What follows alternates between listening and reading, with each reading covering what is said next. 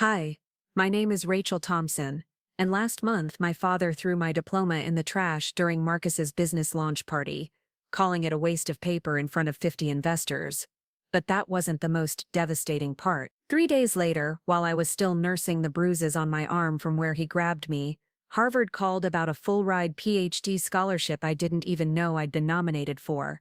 The irony wasn't lost on me that the same degree he'd literally thrown away was about to change my entire life. What happened next taught me that sometimes the people who claim to love you the most are the ones working hardest to keep you small. Before we jump back in, tell us where you're tuning from, and if this story touches you, make sure you're subscribed, because tomorrow I've saved something extra special for you. The August heat in Phoenix was brutal that evening, the kind that makes asphalt shimmer and turns car door handles into weapons. I pulled into the circular driveway of Romano's Steakhouse in Scottsdale, my 10-year-old Honda Civic looking criminally out of place among the Mercedes and BMWs already parked under the valet canopy. The restaurant was one of those places where they bring you bread that costs more than my weekly grocery budget, where the lighting is dim enough to hide the prices but bright enough to showcase the clientele. I checked my reflection in the rearview mirror one more time, smoothing down the collar of my navy blazer.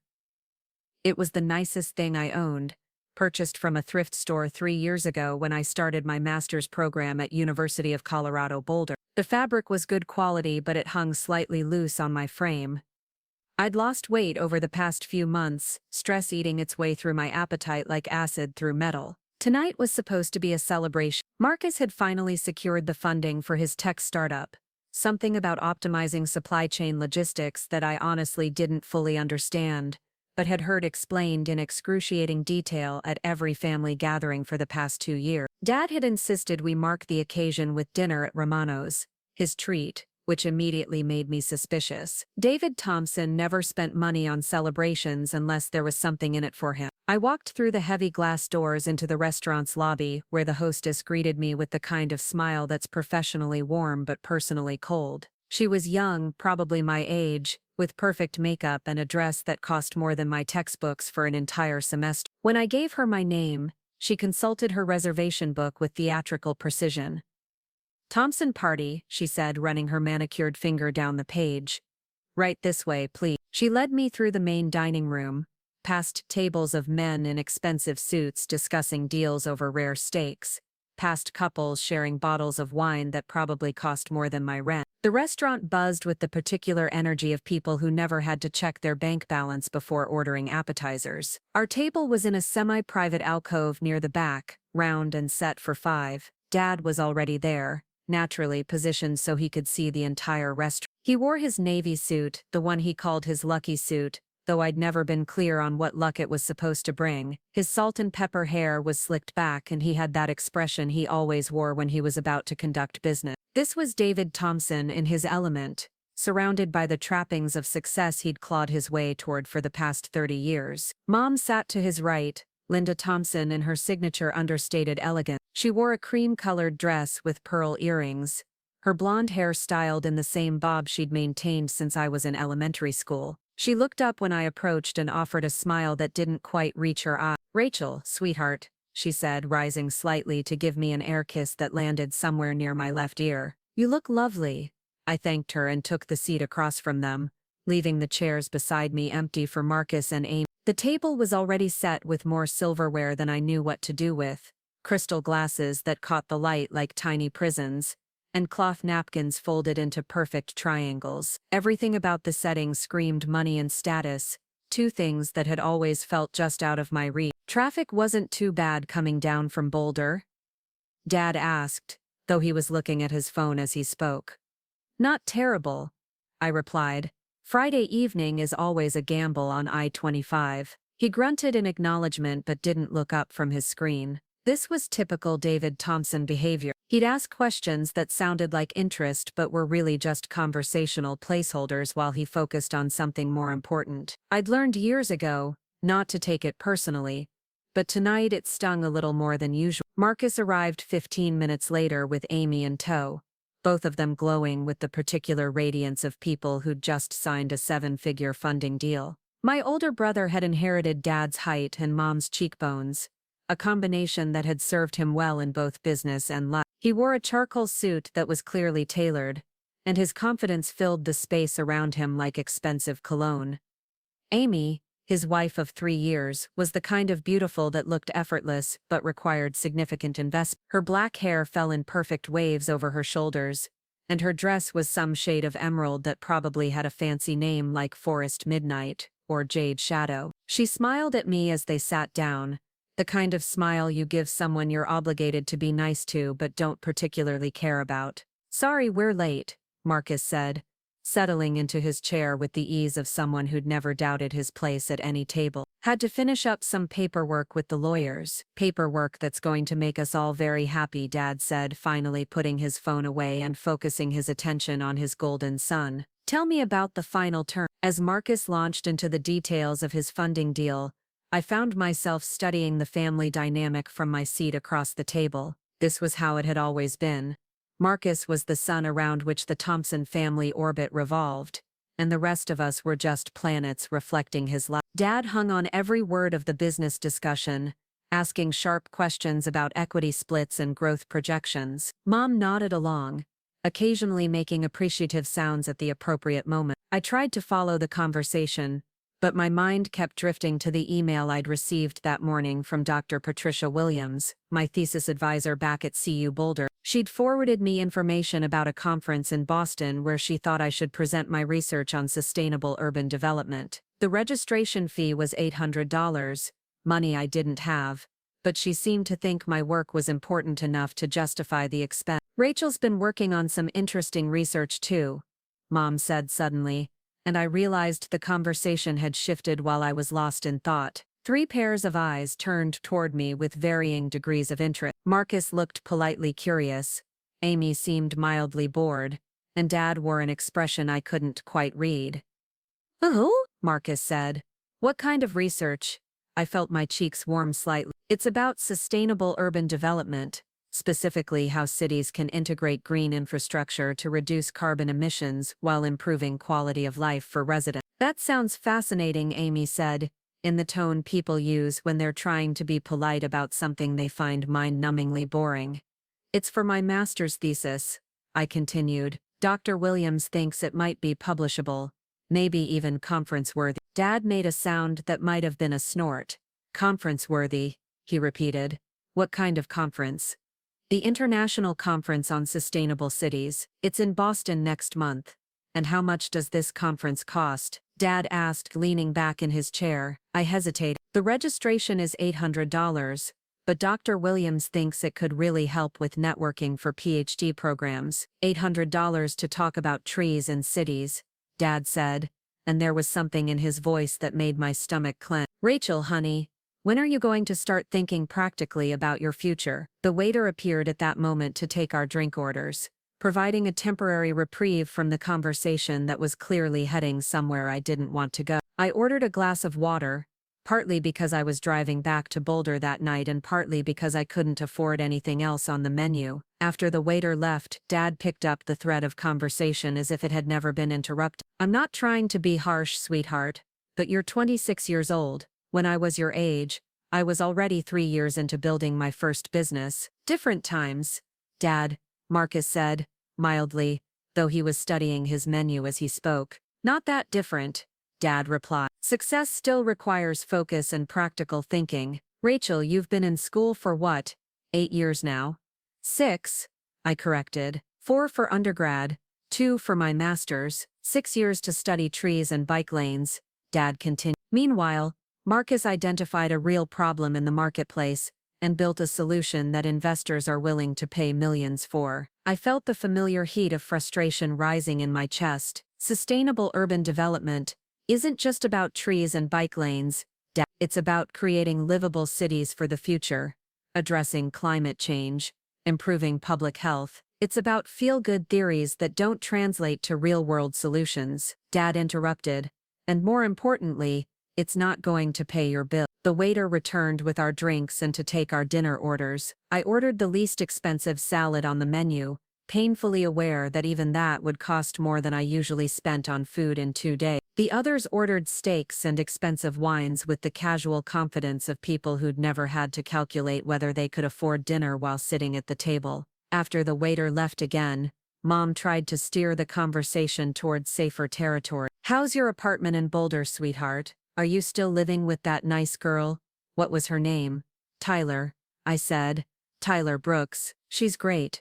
Very supportive of my research. Tyler's a girl's name? Dad asked. It can be, I replied. She's actually thinking about applying to graduate school herself, environmental science. Dad made another one of his dismissive sounds. More environmental studies. It's like a contagion up there in Boulder. David, Mom said quietly, and there was a warning in her voice. But Dad was just getting started. I could see it in the way he leaned forward slightly, the way his eyes sharpened. This was David Thompson preparing to make a point, and experience had taught me that his points usually came at someone else's expense. I'm just saying, he continued.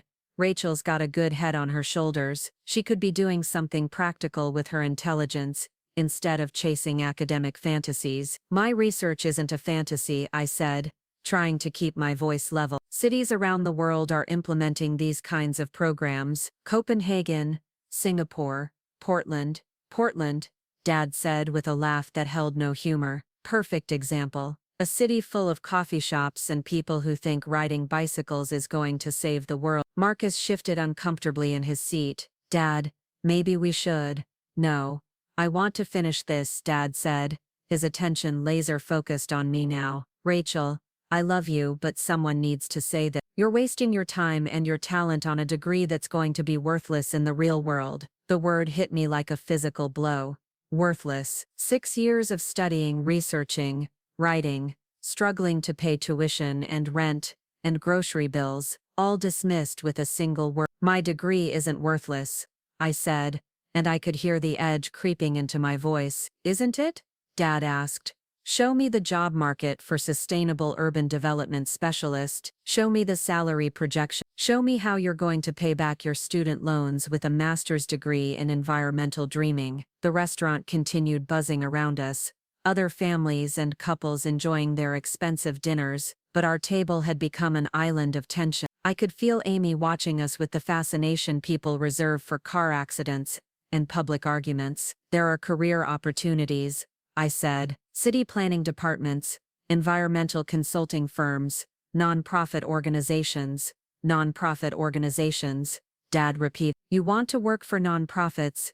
Do you know what non-profit means, Rachel? It means no profit.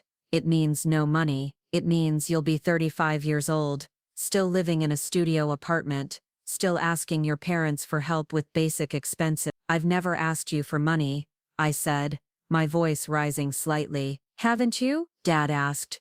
Who co-signed your student loans? Who's been sending you $500 a month for the past 2 years? I felt my face burn with shame and anger. The monthly payments had been presented as gifts, expressions of parental support for my education. I'd never realized Dad was keeping a running tally, treating them as evidence of my failure, rather than investments in my future. I didn't ask for those payments, I said. You offered them. I offered them because I thought you were going to use your education to build something meaningful, Dad replied. Instead, you're pursuing a master's degree in tree hugging and planning to continue on to a PhD in the same useless field. The appetizers arrived, providing another brief interruption, but I'd lost any appetite I might have had. I stared at the small plate of calamari that had been placed in the center of our table, wondering how something so simple could cost $28. Environmental science isn't useless, I said once the waiter left.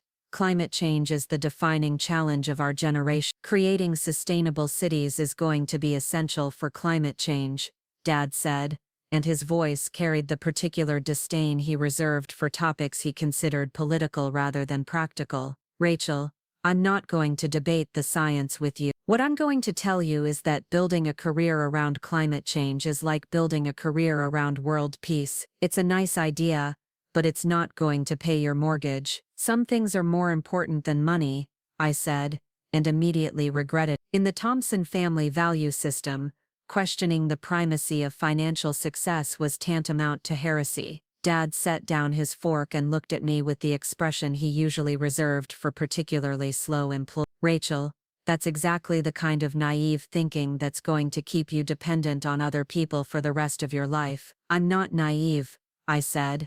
I'm idealistic. There's a difference. In the real world, there's no difference at all, Dad replied. Idealism is a luxury that people with trust funds can afford. You don't have a trust fund, sweetheart. You have student loans and a degree that won't pay them off. Marcus cleared his throat. Maybe we should talk about something else, but Dad wasn't finished. I could see it in his posture, the way he'd positioned himself as the patriarch delivering an important lesson to his wayward daughter. This was David Thompson in full lecture mode, and experience had taught me that interrupting him only made things worse. I'm going to tell you what's going to happen, he continued. You're going to finish your master's degree, and then you're going to realize that nobody wants to hire someone with a degree in environmental studies. You're going to spend 6 months sending out resumes and getting rejection letters. Then you're going to start looking at entry-level positions that don't require your degree at all, and you're going to realize you've spent 6 years and $60,000 learning exactly nothing useful. Each word felt like a slap. I could feel tears starting to form behind my eyes, but I refused to give him the satisfaction of seeing me cry. That's not going to happen, I said quietly. It's already happening, Dad replied. You're 26 years old, Rachel.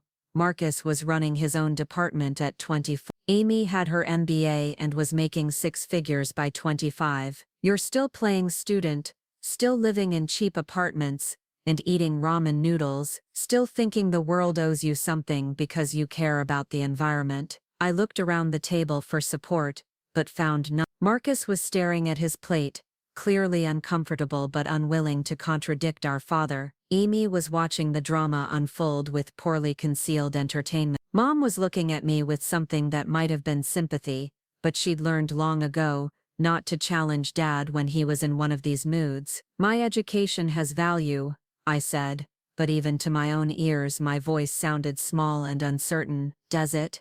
Dad asked. Then prove it. Show me one practical application of your sustainable urban development research. Show me how studying bike lanes and rooftop gardens is going to solve real problems in the real world. The question hung in the air like a challenge. I thought about my thesis research, about the hours I'd spent analyzing data on urban heat island effects and carbon sequestration rates. I thought about the case studies I'd compiled from cities around the world that had successfully implemented green infrastructure programs. I thought about Williams's email that morning, about the conference in Boston where I could present my findings to other researchers and urban planners. But sitting in that expensive restaurant, under the weight of my father's skepticism and my family's silence, all of that felt suddenly insubstantial. How do you explain the importance of research to someone who only values immediate, measurable profit? How do you defend idealism to someone who sees it as weakness? The research I'm doing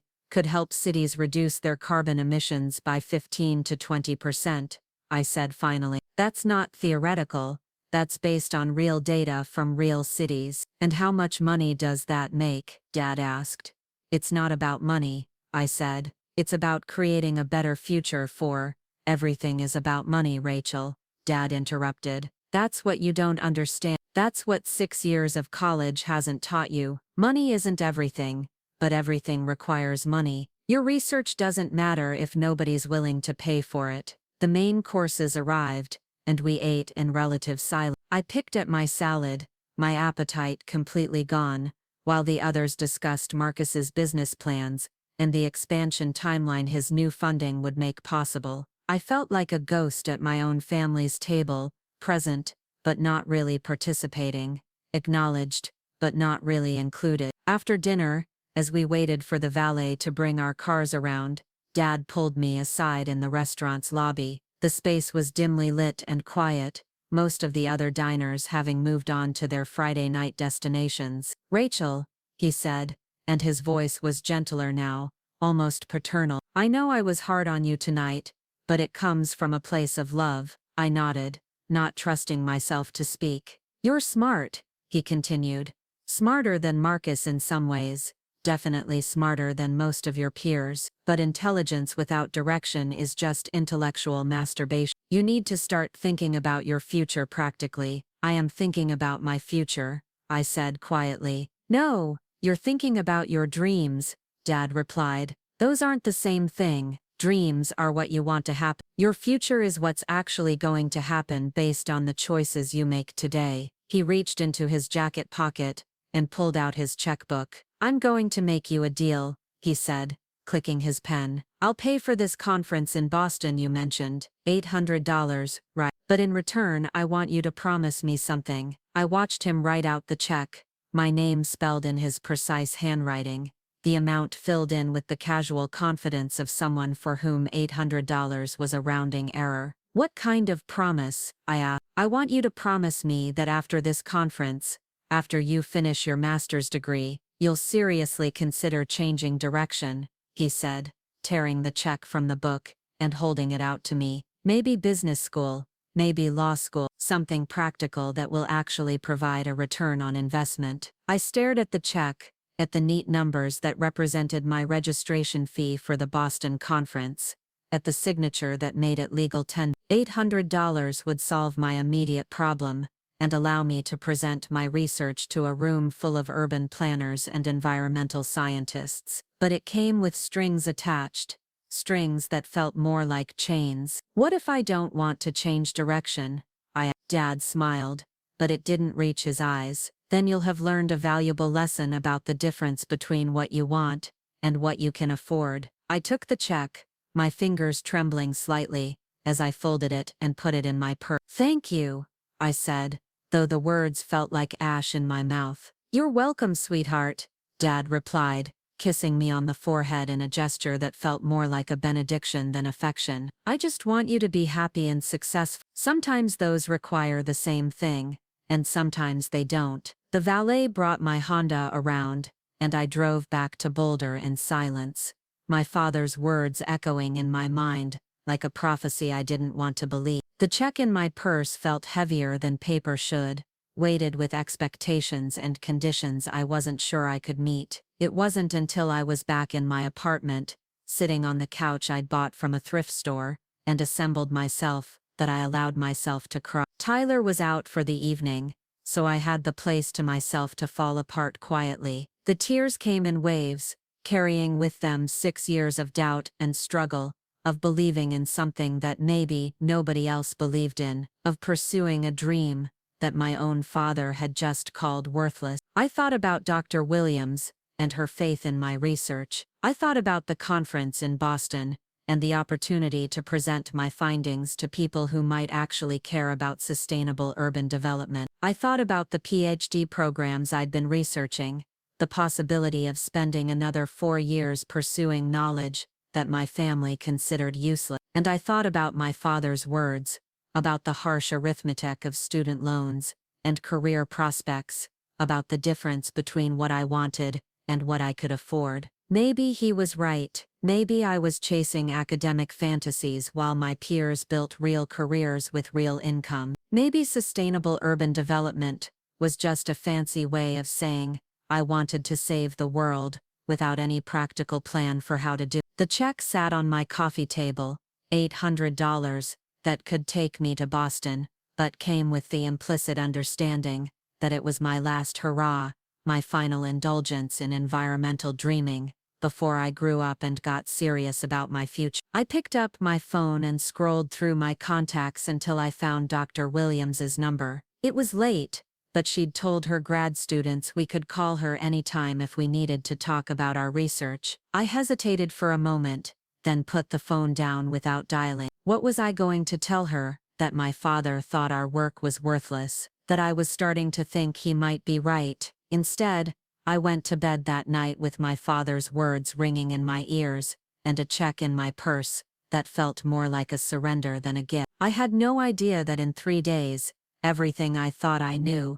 about my worth and my future was about to change completely. The morning after the dinner at Romano's, I woke up to my phone buzzing with what I assumed was my usual Saturday alarm. Instead, it was a text from Marcus, sent at 7:30 a.m. Dad wants to see your research. Bring everything to the house tomorrow. Family meeting at 2 p.m. I stared at the message for a long moment, trying to decode what family meeting meant in Thompson family speak. In my experience, family meetings were usually one-sided affairs where Dad made announcements about decisions he'd already reached, The fact that he wanted to see my research felt ominous rather than encouraging. Tyler was already up, sitting at our tiny kitchen table with her laptop open, and a cup of coffee that smelled like it could wake the dead. She looked up when I shuffled into the kitchen, still wearing the oversized CU Boulder t-shirt I'd slept in. "You look like you wrestled with a bear and lost," she said cheerfully. "How was dinner with the family?" I poured myself coffee from the pot she'd made, grateful for the caffeine and her presence. Tyler had been my roommate for 2 years, and in that time, she'd become more like a sister than Marcus had ever been a brother. She was studying environmental science with a focus on water resource management, which meant we spent a lot of time commiserating about the gap between environmental reality and public policy. "Dad called my degree worthless," I said, settling into the chair across from her. In front of the whole family at an expensive restaurant where the salads cost more than our weekly grocery budget. Tyler winced. "Ouch, that's harsh even for him. He thinks I should go to business school or law school instead of pursuing my PhD. I continued. "Something practical that will actually provide a return on investment." "And what do you think?" Tyler asked, closing her laptop to give me her full attention. I considered the question while sipping my coffee. What did I think? Last night, lying in bed with my father's words echoing in my head, I'd felt small and foolish, and uncertain about everything I thought I knew about my future. In the light of morning, with Tyler looking at me with her steady, supportive gaze, I felt a flicker of my old determination return. "I think he's scared," I said finally. "I think he doesn't understand what I'm doing, and that makes him uncomfortable, so he's trying to convince me to do something he does understand." "That sounds about right," Tyler agreed. "Your research is solid, Rachel.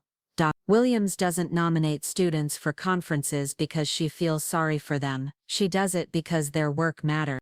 Preparing and narrating this story took us a lot of time, so if you are enjoying it, subscribe to our channel. It means a lot to us. Now back to the story. I showed Tyler the text from Marcus about the family meeting. She read it with the expression she usually reserved for particularly challenging organic chemistry problems. "That sounds like an ambush," she said. "What kind of research does he want to see?" "All of it, apparently," I replied. "My thesis research, my conference proposal, probably my undergraduate work too if he really wants to be thorough." "Are you going to do it?" I considered lying, telling her I was going to refuse Dad's request and maintain some dignity, but Tyler knew me too well for that kind of posturing. "Yeah," I said. "I'm going to do it. I'm going to print out every page of research I've ever written and take it to their house and let him pick it apart piece by piece." "Why?" Tyler asked, though her tone suggested she already knew the answer. "Because part of me still hopes he'll actually read it and understand that what I'm doing has value," I admitted. "And because if I don't, he'll use that as evidence that I'm not serious about my education." Tyler nodded slowly. "You want some help putting together a presentation?" The offer was so typical of Tyler, so generous and supportive, that I felt tears prick at the corners of my eyes. "You don't have to do that. You have your own work to worry about." "My work can wait," she said firmly. "Besides, I want to see David Thompson try to dismiss research on urban carbon sequestration rates. That should be entertaining." We spent the rest of Saturday assembling what Tyler dubbed the Rachel Thompson Environmental Science Defense Portfolio. I printed out my thesis research, my conference proposal, 3 published papers I'd co-authored with Dr. Williams, case studies from cities around the world that had implemented green infrastructure programs, and economic analysis showing the long-term cost savings of sustainable urban development. By the time we finished, the portfolio was 2 inches thick and organized into clear sections with executive summaries that even someone without an environmental science background could understand. Tyler had helped me create visual aids, charts and graphs that illustrated the real-world impact of the work I'd been doing. "This is impressive," Tyler said, flipping through the finished product. "If your dad dismisses this, it says more about him than it does about your work." Sunday afternoon arrived gray and overcast, typical Colorado weather that matched my mood perfectly. I drove down to Phoenix with the portfolio in a leather messenger bag I'd borrowed from Tyler, trying to rehearse what I wanted to say. The 2-hour drive gave me plenty of time to practice my talking points and imagine all the ways the meeting could go wrong. The Thompson family home in Desert Ridge was exactly what you'd expect from a successful business owner who valued appearances above all else. It was a large southwestern-style house with perfectly manicured landscaping and a circular driveway that could accommodate 6 cars comfortably. I'd grown up in that house, but it had never felt like home in the way that my cramped apartment in Boulder did. I parked behind Marcus's BMW and sat in my car for a moment, gathering my courage. Through the large front windows I could see movement inside, figures arranging themselves for the performance that was about to unfold. I grabbed my messenger bag and walked to the front door, which opened before I could knock. "Rachel, sweetheart," Mom said, giving me one of her air kisses. Right on time. The living room had been arranged like a conference room, with Dad's recliner positioned at the head of the space and additional chairs arranged in a semicircle facing him. Marcus sat to Dad's right, dressed in khakis and a polo shirt that made him look like he was about to give a presentation to potential investors. Amy was there too, which surprised me. She sat slightly behind Marcus, positioned like a supportive wife at a political campaign event. "Rachel," Dad said, gesturing to the chair directly across from him, "thank you for coming. I hope you brought everything I asked for." I sat down and pulled the portfolio from my bag, setting it on the coffee table between us. Dad leaned forward and began flipping through it immediately, his expression unreadable. The room fell silent except for the sound of pages turning and the distant hum of the air conditioning. After what felt like an hour but was probably only 10 minutes, Dad closed the portfolio and sat back in his chair. He steepled his fingers in front of his chest, a gesture I recognized from childhood as the prelude to a lecture. "This is very thorough," he said finally. "Very academic." The way he said academic made it sound like a criticism rather than a compliment. "Thank you," I said carefully. "I have some questions," Dad continued. "First, what's the market size for sustainable urban development consulting?" I blinked. "I'm sorry?" "Market size," Dad repeated. "How many cities are actively seeking this kind of consulting? What are they willing to pay for it? What's the competitive landscape look like?" "Dad, this isn't about consulting," I said. "This is research. The goal is to advance knowledge in the field and help cities implement more effective environmental policies." "But how does that translate to a career?" Dad asked. "How does advancing knowledge pay your student loans?" I felt the familiar frustration building in my chest. There are career paths in environmental consulting, urban planning, policy development, academic research. "Academic research," Dad interrupted. "So you want to be a professor?" "Maybe," I said. "That's one possibility." "Do you know what professors make?" Dad asked. "Starting salary for an assistant professor in environmental science?" I did know, actually. I'd researched it extensively as part of my PhD planning. It varies by institution and location, but typically between $50,000 and $60,000 to start. $50,000, Dad repeated. After 10 years of college. Marcus made more than that his first year out of business school. "Different career paths have different compensation structures," I said, trying to keep my voice level. "Academic careers offer other benefits: intellectual freedom, the opportunity to conduct meaningful research, job security through tenure." "Job security," Dad said with a laugh that held no humor. "Rachel, do you know how many people are competing for tenure-track positions in environmental science?" I didn't answer, partly because I did know, and the numbers were discouraging. "Hundreds of applicants for every position," Dad continued. "PhDs who've been adjunct professors for years, living on poverty wages and hoping for a chance at a real academic job. Is that really what you want for your future?" Marcus cleared his throat. "Dad, maybe we should look at the research itself. Some of this data is pretty compelling." I felt a surge of gratitude toward my brother, but Dad waved him off. "The research is fine," Dad said. "It's well-written, thorough, professionally presented. But that's not the point. The point is that Rachel is pursuing a career path that's going to leave her financially dependent and professionally frustrated." "That's not necessarily true," I said. "Environmental science is a growing field. Climate change is creating demand for exactly the kind of expertise I'm developing." "Climate change," Dad said, and I could hear the skepticism in his voice. "Rachel, I'm going to be honest with you. I think climate change is probably real, and I think it's probably something we need to address. But I also think the timeline for significant policy changes is measured in decades, not years. Are you prepared to wait 20 years for your field to become economically viable?" The question hung in the air like a challenge. I thought about Dr. Williams and her decades of research, about the slow pace of environmental policy implementation, about the gap between scientific consensus and political action. Change takes time, I said finally. That doesn't mean the work isn't important. Important and profitable aren't the same thing, Dad replied. And at some point, you're going to need to choose between doing important work and being able to afford basic necessities. Amy spoke for the first time since I'd arrived. What about the private sector? She asked. Environmental consulting firms, green energy companies, that kind of thing. I turned to look at her, surprised by the question. Those are definitely possibilities. Companies are increasingly interested in sustainability consulting, carbon footprint reduction, environmental compliance. Now we're talking, Dad said, leaning forward again. That's practical application. That's a business model. But that's not really what my research is focused on, I said. I'm more interested in urban policy and infrastructure development. Then change your focus, Dad said simply. Pivot toward the business applications. Use your environmental knowledge as a foundation, but build marketable skills on top of it. I stared at him, trying to process what he was suggesting. You want me to abandon my research on sustainable urban development? I want you to figure out how to turn your environmental expertise into a product that businesses will pay for. That's not why I went into this field, I said. I didn't spend 6 years studying environmental science so I could help corporations greenwash their operations. The words came out more sharply than I'd intended, and the room fell silent. Dad's expression darkened, and I realized I'd crossed a line. Greenwash, he repeated slowly. That's what you think business environmental consulting is? Not all of it, I said quickly, but a lot of corporate sustainability programs are more about public relations than actual environmental impact. And you're too pure to be involved in anything that isn't perfectly altruistic, Dad said, his voice rising slightly.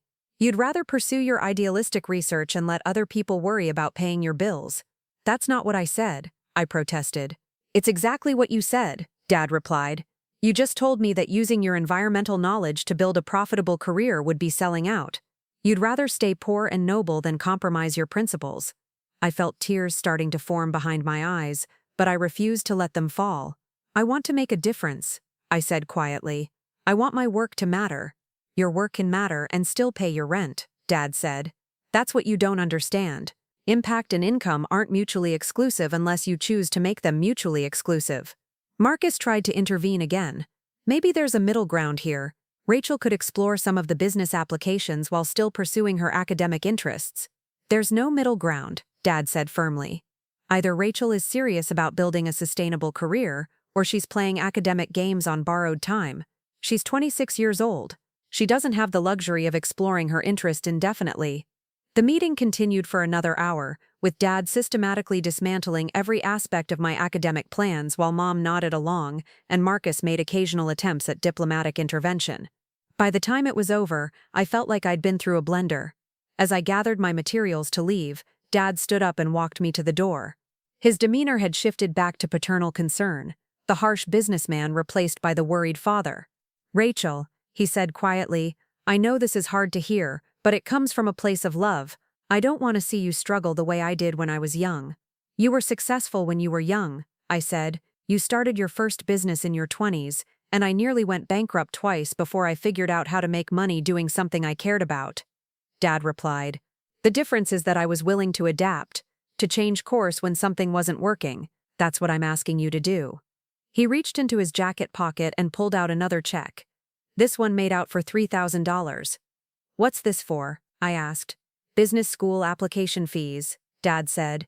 GMAT prep courses, application consultants, whatever you need. I've already researched programs that have strong environmental components. You could get an MBA with a sustainability focus. Combine your environmental knowledge with business skills. I stared at the check, at the neat numbers that represented another attempt to redirect my life according to his vision of success. And if I don't want to go to business school? I asked. Dad's expression hardened slightly. Then you'll have proven that you're not serious about your future, and I'll stop subsidizing your extended adolescence. The threat was delivered in the same tone he might use to discuss the weather, casual and matter-of-fact. But the message was clear: conform to his expectations or lose his financial support. I took the check, folded it, and put it in my purse next to the conference registration money he'd given me 2 days earlier. Both checks felt like chains disguised as gifts, attempts to bind me to a future I didn't want. Thank you, I said, though the words felt like betrayal. You're welcome, sweetheart, Dad replied, kissing me on the forehead. I just want you to be happy and successful. Sometimes that means making difficult choices. I drove back to Boulder in silence, my portfolio sitting in the passenger seat like evidence of a crime I'd committed against my own ambitions. The 2 checks in my purse felt heavier than they should, weighted with expectations and conditions that grew more restrictive with each passing day. When I got back to the apartment, Tyler was waiting with a bottle of wine and a concerned expression. "How did it go?" she asked. I told her everything, from Dad's systematic dismissal of my research to his ultimatum about business school. Tyler listened without interrupting, her expression growing darker with each detail. "So he wants to buy your compliance," she said finally. $3,000 to abandon your research and pursue his vision of your future. "He thinks he's helping me," I said. "He thinks he's protecting me from making a mistake that will ruin my financial future." "And what do you think?" Tyler asked. I considered the question while she opened the wine and poured 2 generous glasses. What did I think? I thought I was tired of defending my choices to people who should have been supporting them. I thought I was tired of being made to feel foolish for caring about environmental research. I thought I was tired of having my worth measured only in terms of earning potential. "I think I'm going to cash both checks and use the money to fund my PhD applications," I said finally. Tyler raised her glass. "To using David Thompson's money to pursue exactly the kind of education he doesn't want you to have." We clicked glasses, and for the first time in days I felt a spark of my old defiance returning. Dad thought he could control my future with financial pressure, but he'd underestimated how determined I was to prove him wrong. The irony that I'd be using his money to do it wasn't lost on me. 3 days later, I was sitting in my environmental policy seminar when my phone buzzed with a call from an unknown Massachusetts number. I let it go to voicemail, assuming it was another robocall about my car warranty or student loan refinancing. It wasn't until class ended that I remembered to check the message. The voice on the recording was crisp and professional, with the kind of accent that immediately suggested East Coast academia. "Hello, Ms. Thompson. This is Dr. Jennifer Martinez from the Harvard Graduate School of Design. I'm calling regarding a research fellowship opportunity that might interest you. Dr. Patricia Williams forwarded your work on sustainable urban development, and we'd like to discuss a possible collaboration with our urban planning and climate adaptation program. Please call me back at your earliest convenience." I listened to the message 3 times, each repetition making it seem more surreal. Harvard was calling me. Someone at Harvard had read my research and found it interesting enough to reach out about a fellowship opportunity. I called Dr. Martinez back immediately, my hands shaking as I dialed the number. She answered on the second ring. "Dr. Martinez, this is Rachel Thompson returning your call." "Ms. Thompson, thank you for calling back so quickly," she said. "I want to discuss a research opportunity that's just become available. We're launching a new initiative on urban climate adaptation, and your work on sustainable infrastructure caught our attention." For the next 20 minutes, Dr. Martinez outlined a research fellowship that sounded like everything I'd dreamed of and more. Full funding for a PhD program, a research stipend, the opportunity to work with leading urban planners and climate scientists, and access to real-world pilot projects in cities across the United States. "The application deadline is next week," Dr. Martinez concluded. "It's short notice, I know, but Dr. Williams assured me you'd be able to put together a strong application package quickly." After I hung up, I sat in my car in the parking lot outside the Environmental Science Building, staring at my phone and trying to process what had just happened. 3 days ago, my father had called my degree worthless and demanded that I abandon my research for business school.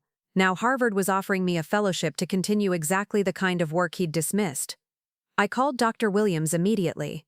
"Rachel," she said, answering on the first ring. "I was hoping you'd call. Did you speak with Dr. Martinez?" "I just got off the phone with her," I said. "Dr. Williams, how did this happen?" "Your conference proposal caught the attention of several people at Harvard," she explained. "Dr. Martinez reached out to me asking if I had any graduate students working on urban sustainability issues. I sent her your research portfolio, and she was impressed enough to fast-track you for this fellowship. But the deadline is next week," I said. "How am I supposed to put together a competitive application in 7 days?" "You're not starting from scratch," Dr. Williams reminded me. "You have all your research, your conference proposal, your academic record. The hard work is already done. This is just a matter of packaging it properly."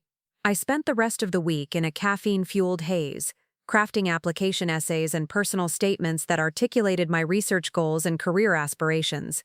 Tyler helped me edit and proofread, and Dr. Williams provided letters of recommendation that she assured me would carry significant weight with the Harvard Admissions Committee. The application went out on Friday afternoon, submitted electronically with 12 minutes to spare before the deadline. I collapsed on my couch afterward, emotionally and physically exhausted but also exhilarated. Whatever happened, I'd given it my best effort. I didn't tell my family about the Harvard application. Part of me wanted to call Dad and tell him that his worthless degree had attracted the attention of one of the most prestigious universities in the world. But a larger part of me wanted to wait until I had actual news to share, good or bad. The waiting was excruciating. Dr. Martinez had said they'd make decisions quickly, but quickly in academic terms could mean anything from 2 weeks to 2 months.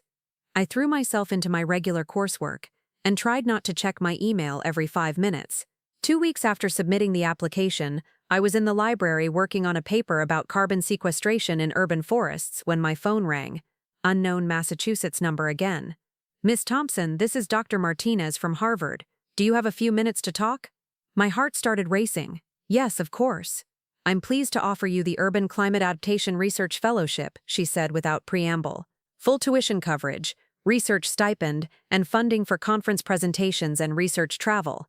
The fellowship is renewable for up to 5 years, pending satisfactory academic progress." I sat in the library, surrounded by environmental science textbooks and research papers, trying to process the words I'd just heard. Harvard was offering me everything I'd dreamed of: full funding to pursue my research, the opportunity to work with leading experts in my field, and validation that my work had value beyond anything my father could measure in dollars and cents.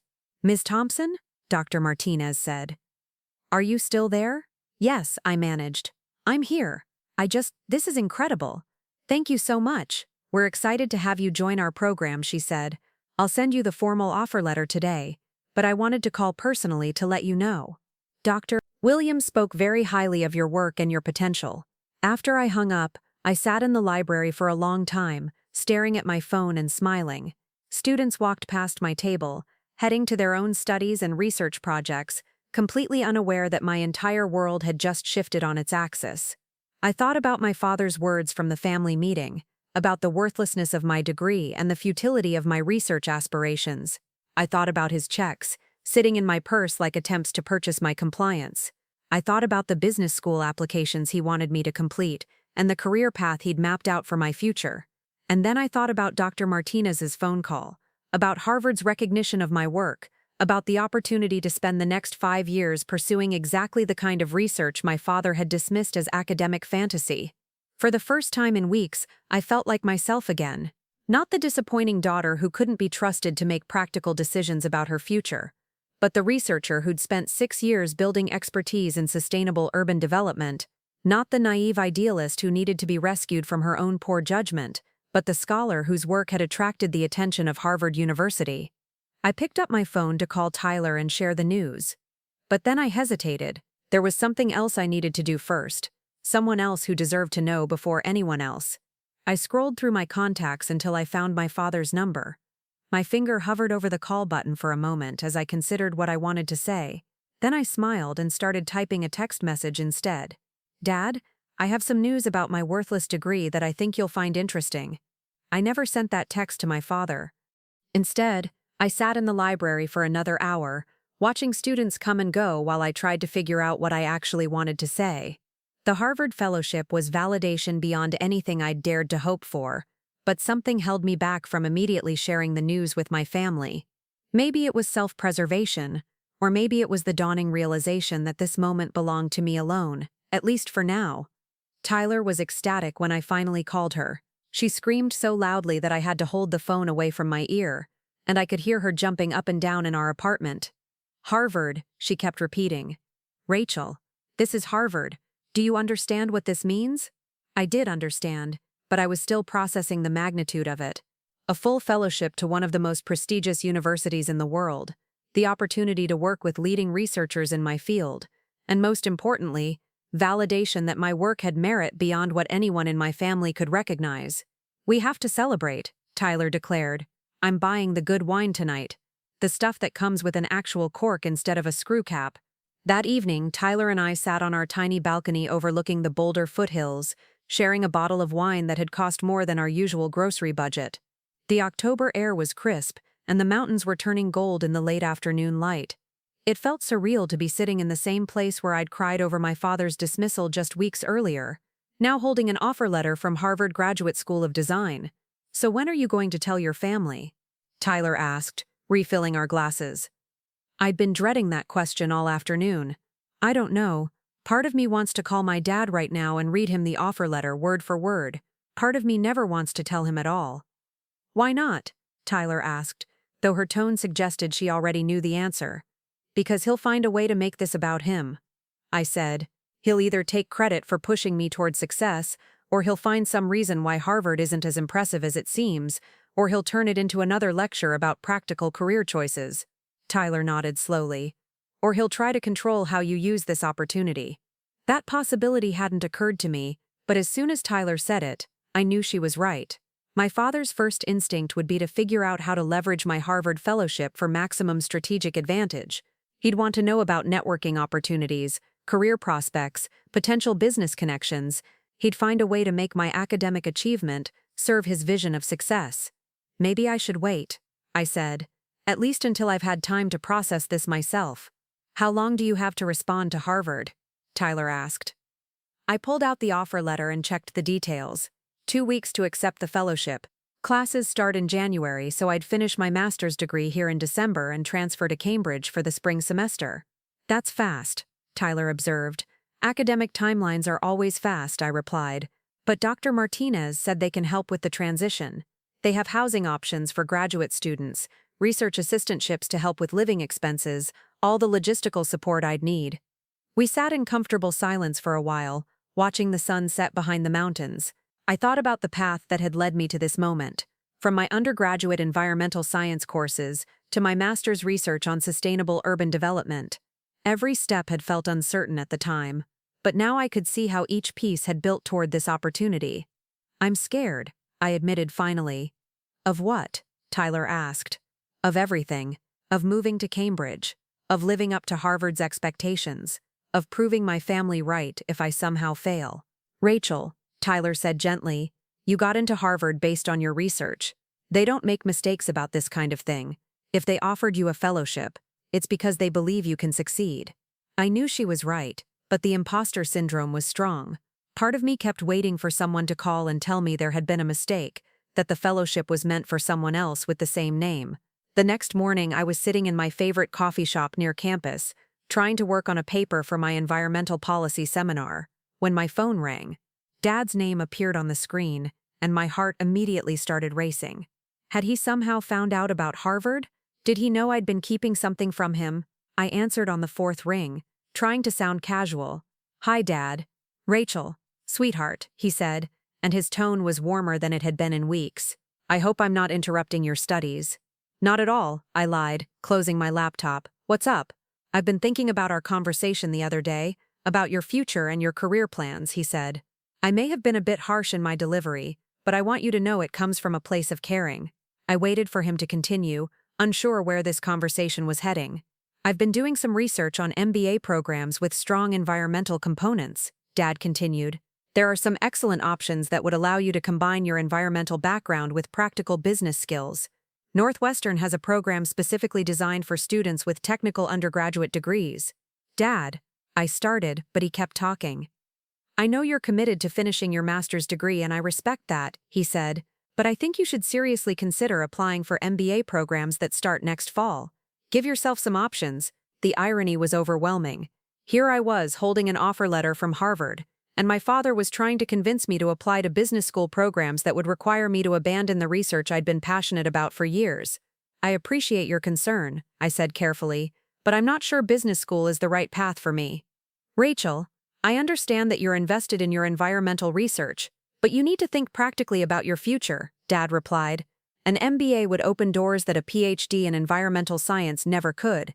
I thought about the research fellowship waiting for me at Harvard, about the opportunity to work with leading urban planners and climate scientists, about the validation that my work was important enough to deserve institutional support. "What if I told you I had other options?" I asked. "What kind of options?" Dad's voice sharpened with interest. I hesitated. my finger tracing the edge of the Harvard offer letter where it sat on the table beside my laptop. This wasn't how I'd planned to tell him, but something in his tone made me want to challenge his assumptions about my limited prospects. "What if I told you that someone else thinks my research has value?" I said. "Someone at a university that you might actually respect." "Rachel, what are you talking about?" Dad asked. I took a deep breath. "I've been offered a research fellowship, full funding for a PhD program, research stipend, the works." There was silence on the other end of the line for several seconds. When Dad spoke again, his voice was carefully controlled. "What kind of fellowship? At which university?" "Harvard," I said simply. "Harvard Graduate School of Design. Urban Climate Adaptation Research Fellowship." The silence stretched longer this time. I could almost hear my father's brain working, trying to process this information and figure out how it changed his calculations about my future. "Harvard," he repeated finally. "You're telling me that Harvard University offered you a fellowship?" "That's what I'm telling you," I said. "When did this happen?" Dad asked. "Why didn't you mention it during our family meeting?" "Because I didn't know about it then," I explained. "They called me after our meeting. Dr. Williams had forwarded my research to someone at Harvard, and they fast-tracked me for this fellowship opportunity." "Dr. Williams," Dad said, and I could hear him making mental notes. "Your thesis advisor?" "Yes. And this fellowship, it's legitimate? You're sure this isn't some kind of scam?" The question stung, even though I understood why he'd ask it. In his worldview, good things didn't happen to people who made impractical choices. If I was being offered something valuable, there had to be a catch. "It's legitimate, Dad. I have the offer letter from Dr. Jennifer Martinez, the program director. I've verified everything through official Harvard channels." "Full funding, you said? Full tuition coverage, research stipend, conference travel budget, the works," I confirmed. "It's renewable for up to 5 years. I could hear my father breathing on the other end of the line, and I imagined him sitting in his office, trying to reconcile this news with everything he'd said about my worthless degree and my impractical career choices. "This is unexpected," he said finally. "Unexpected good or unexpected bad?" I asked. "Unexpected period," Dad replied. "Rachel, if this is real, if Harvard is actually offering you a research fellowship, then obviously you should take it." The sudden reversal was so complete that it left me momentarily speechless. 3 weeks ago, he'd called my degree worthless and demanded that I abandon my research for business school. Now, because Harvard had validated my work, he was telling me to accept their offer. "So you think my research has value now?" I asked, unable to keep the edge out of my voice. "Rachel, Harvard doesn't offer fellowships to students whose research lacks merit," Dad said, as if this had been obvious all along. "If they're willing to invest in your education, then clearly your work is more significant than I initially understood." More significant than he initially understood. Not more significant than he'd initially acknowledged, or more significant than he'd given me credit for. He was reframing his dismissal of my work as a simple misunderstanding rather than a fundamental rejection of my choices and aspirations. "I see," I said. "When do you need to respond to their offer?" Dad asked. 2 weeks. "And you're planning to accept?" The question surprised me. After weeks of pressure to abandon my research and pursue business school, after being told that my degree was worthless and my career prospects were non-existent, my father was now asking if I planned to accept a Harvard fellowship as if there could be any doubt. "Yes," I said. "I'm planning to accept." "Good," Dad said. "This is a tremendous opportunity, Rachel. Harvard opens doors that most people can only dream of." I wanted to point out that those same doors could have been opened by respecting my research before Harvard validated it, but I kept the observation to myself. "I should probably call your mother and Marcus," Dad continued. "They'll want to know about this development." Development? As if my Harvard fellowship was a plot twist in a story he was following rather than the culmination of years of work he'd consistently dismissed. "Actually, Dad, I'd prefer to tell them myself," I said. "I want to share the news in my own way." "Of course," Dad agreed. "This is your achievement. You should be the one to announce it." After I hung up, I sat in the coffee shop for a long time, staring at my phone and trying to process the conversation. The speed with which my father had pivoted from dismissal to enthusiasm was dizzying. The same research he'd called academic fantasy 3 weeks earlier was now a tremendous opportunity because Harvard had deemed it worthy of support. I thought about all the times over the years when I'd sought his approval for my academic achievements. All the times I'd hoped he'd recognize the value of my work without needing external validation. His response to the Harvard fellowship felt like vindication, but it was bitter vindication. He respected my research now not because he'd taken the time to understand it, but because someone else had told him it was valuable. That evening, I called my mother to share the news. Her reaction was more complicated than my father's straightforward opportunism. "Oh, sweetheart," she said, and I could hear the genuine emotion in her voice. "I'm so proud of you. Harvard is such an incredible opportunity." "Thank you, Mom. Your father told me about your conversation earlier," she continued. "He's very excited about this development." "Is he?" I asked. "Rachel, you sound upset. Aren't you happy about the fellowship?" I considered how to answer that question. Was I happy? Absolutely. Was I frustrated by my family's response? Also, absolutely. "I'm thrilled about Harvard," I said carefully. "I'm just processing how quickly everyone's opinion of my research has changed." Mom was quiet for a moment. When she spoke again, her voice was softer. "Rachel, I think your father has always known you were capable of great things. He was just worried about the practical aspects of your chosen field." "But Mom, the practical aspects haven't changed," I pointed out. "Environmental science is still a challenging field with limited career opportunities. The only thing that's changed is that Harvard has offered me a fellowship." "Maybe that's all he needed to see," Mom suggested. "Maybe he needed proof that other people recognized your potential before he could fully embrace your choices." I wanted to argue with her, to point out that parents should believe in their children's potential without requiring external validation. But I could hear the strain in her voice, the careful diplomacy of someone trying to maintain peace between family members with fundamentally different worldviews. "I should call Marcus," I said instead.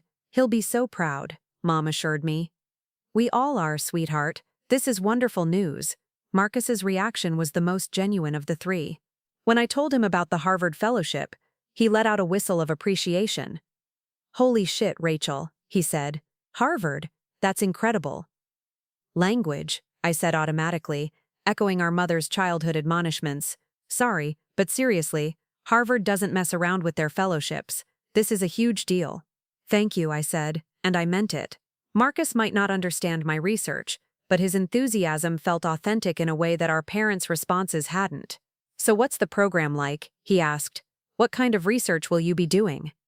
I spent the next 20 minutes explaining the Urban Climate Adaptation Research Fellowship, the faculty I'd be working with, and the real-world applications of my sustainable urban development research. Marcus asked thoughtful questions and seemed genuinely interested in understanding what I'd be doing at Harvard. "You know what's funny?" he said toward the end of our conversation. "Dad spent all that time trying to convince you to pursue something more practical, and it turns out your impractical research was exactly what got you into Harvard." The observation was so accurate and so astute that I found myself laughing. "That is pretty funny. Are you going to throw that in his face?" Marcus asked. "I'm tempted," I admitted, "but I think I'm going to take the high road." "You're a better person than I am," Marcus said. If Dad had called my business plan worthless and then I'd gotten funding from Goldman Sachs, I'd never let him forget it. After I hung up with Marcus, I felt lighter somehow. His genuine excitement about my achievement reminded me that this was supposed to be a celebration, not an exercise in family dynamics analysis. I was going to Harvard. I was being offered the opportunity to pursue exactly the kind of research I was passionate about with the support of one of the most prestigious institutions in the world. The next few days passed in a blur of practical arrangements. I met with Dr. Williams to discuss the transition between programs and to thank her for recommending me to Harvard. She was beaming with pride and kept saying that she'd always known I was destined for great things. "This fellowship is perfect for you," she said, as we sat in her office surrounded by stacks of research papers and environmental policy journals. "Dr. Martinez and her team are doing exactly the kind of interdisciplinary work that will showcase your strengths." "I'm nervous about living up to their expectations," I admitted. "Rachel, they wouldn't have offered you this fellowship if they weren't confident in your abilities," Dr. Williams assured me.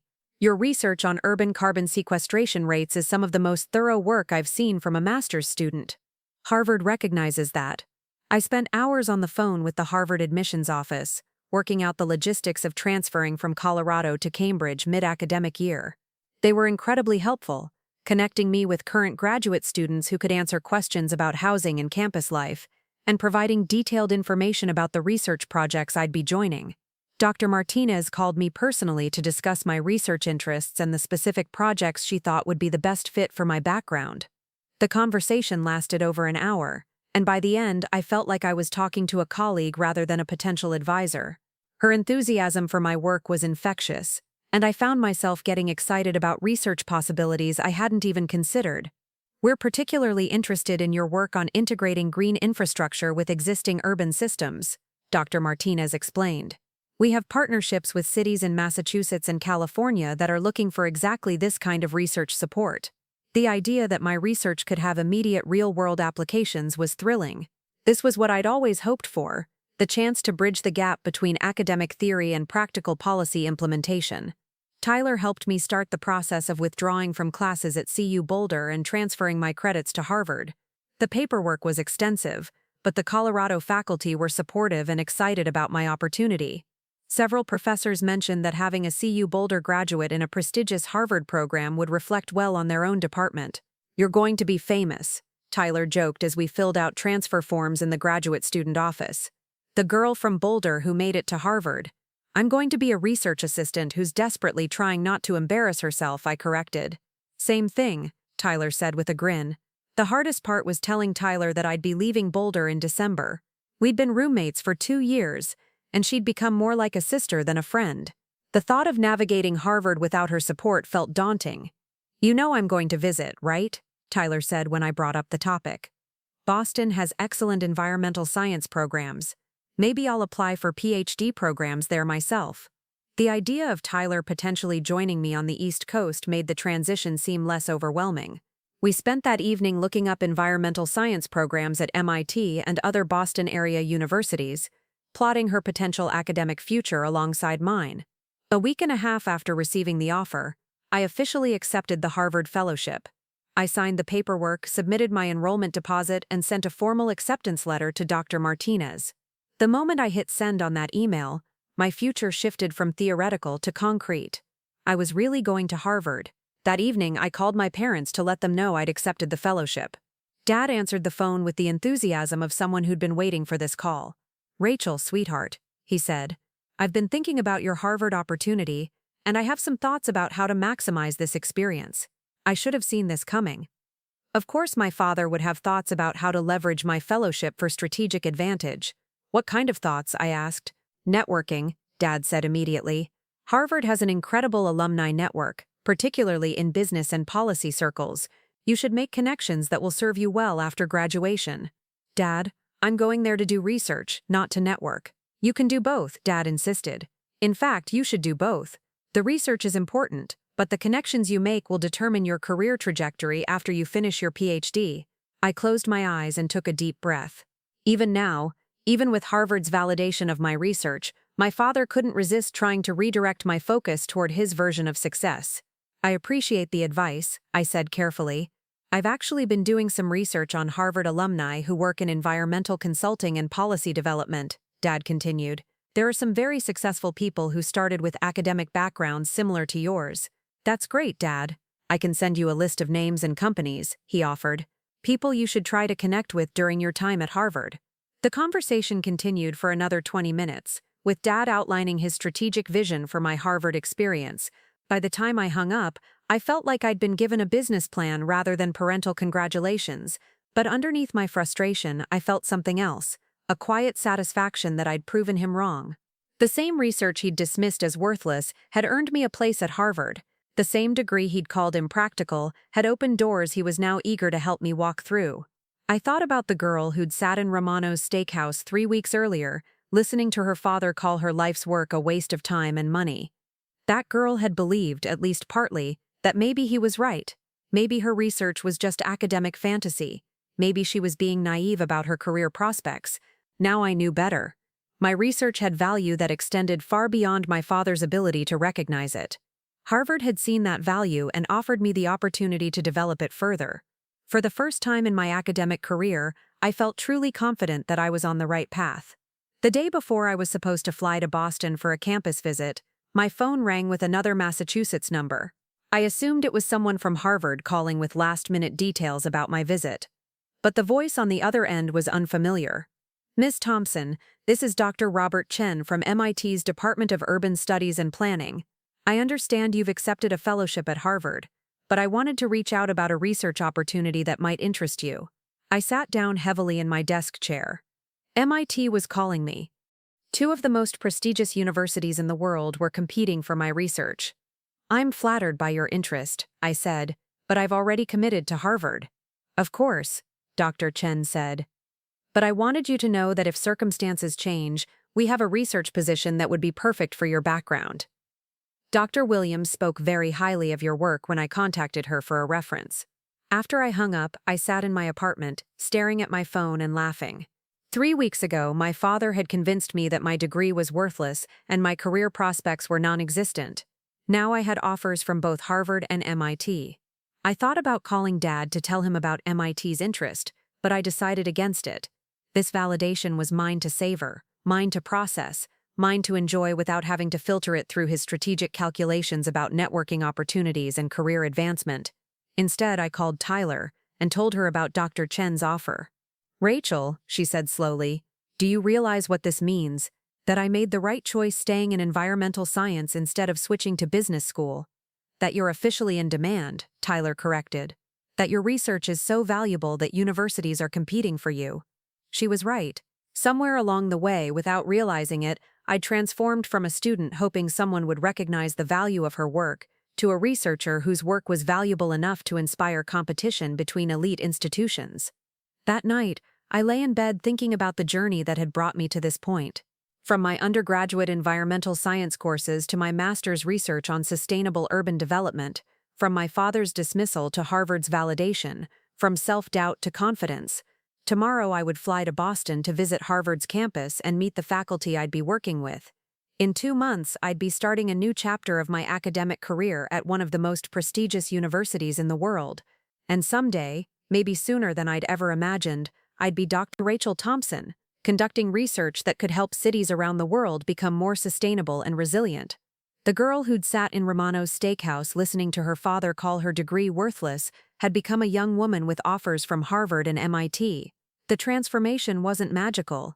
It was the result of years of hard work, dedication, and refusing to let other people's limited vision define her potential.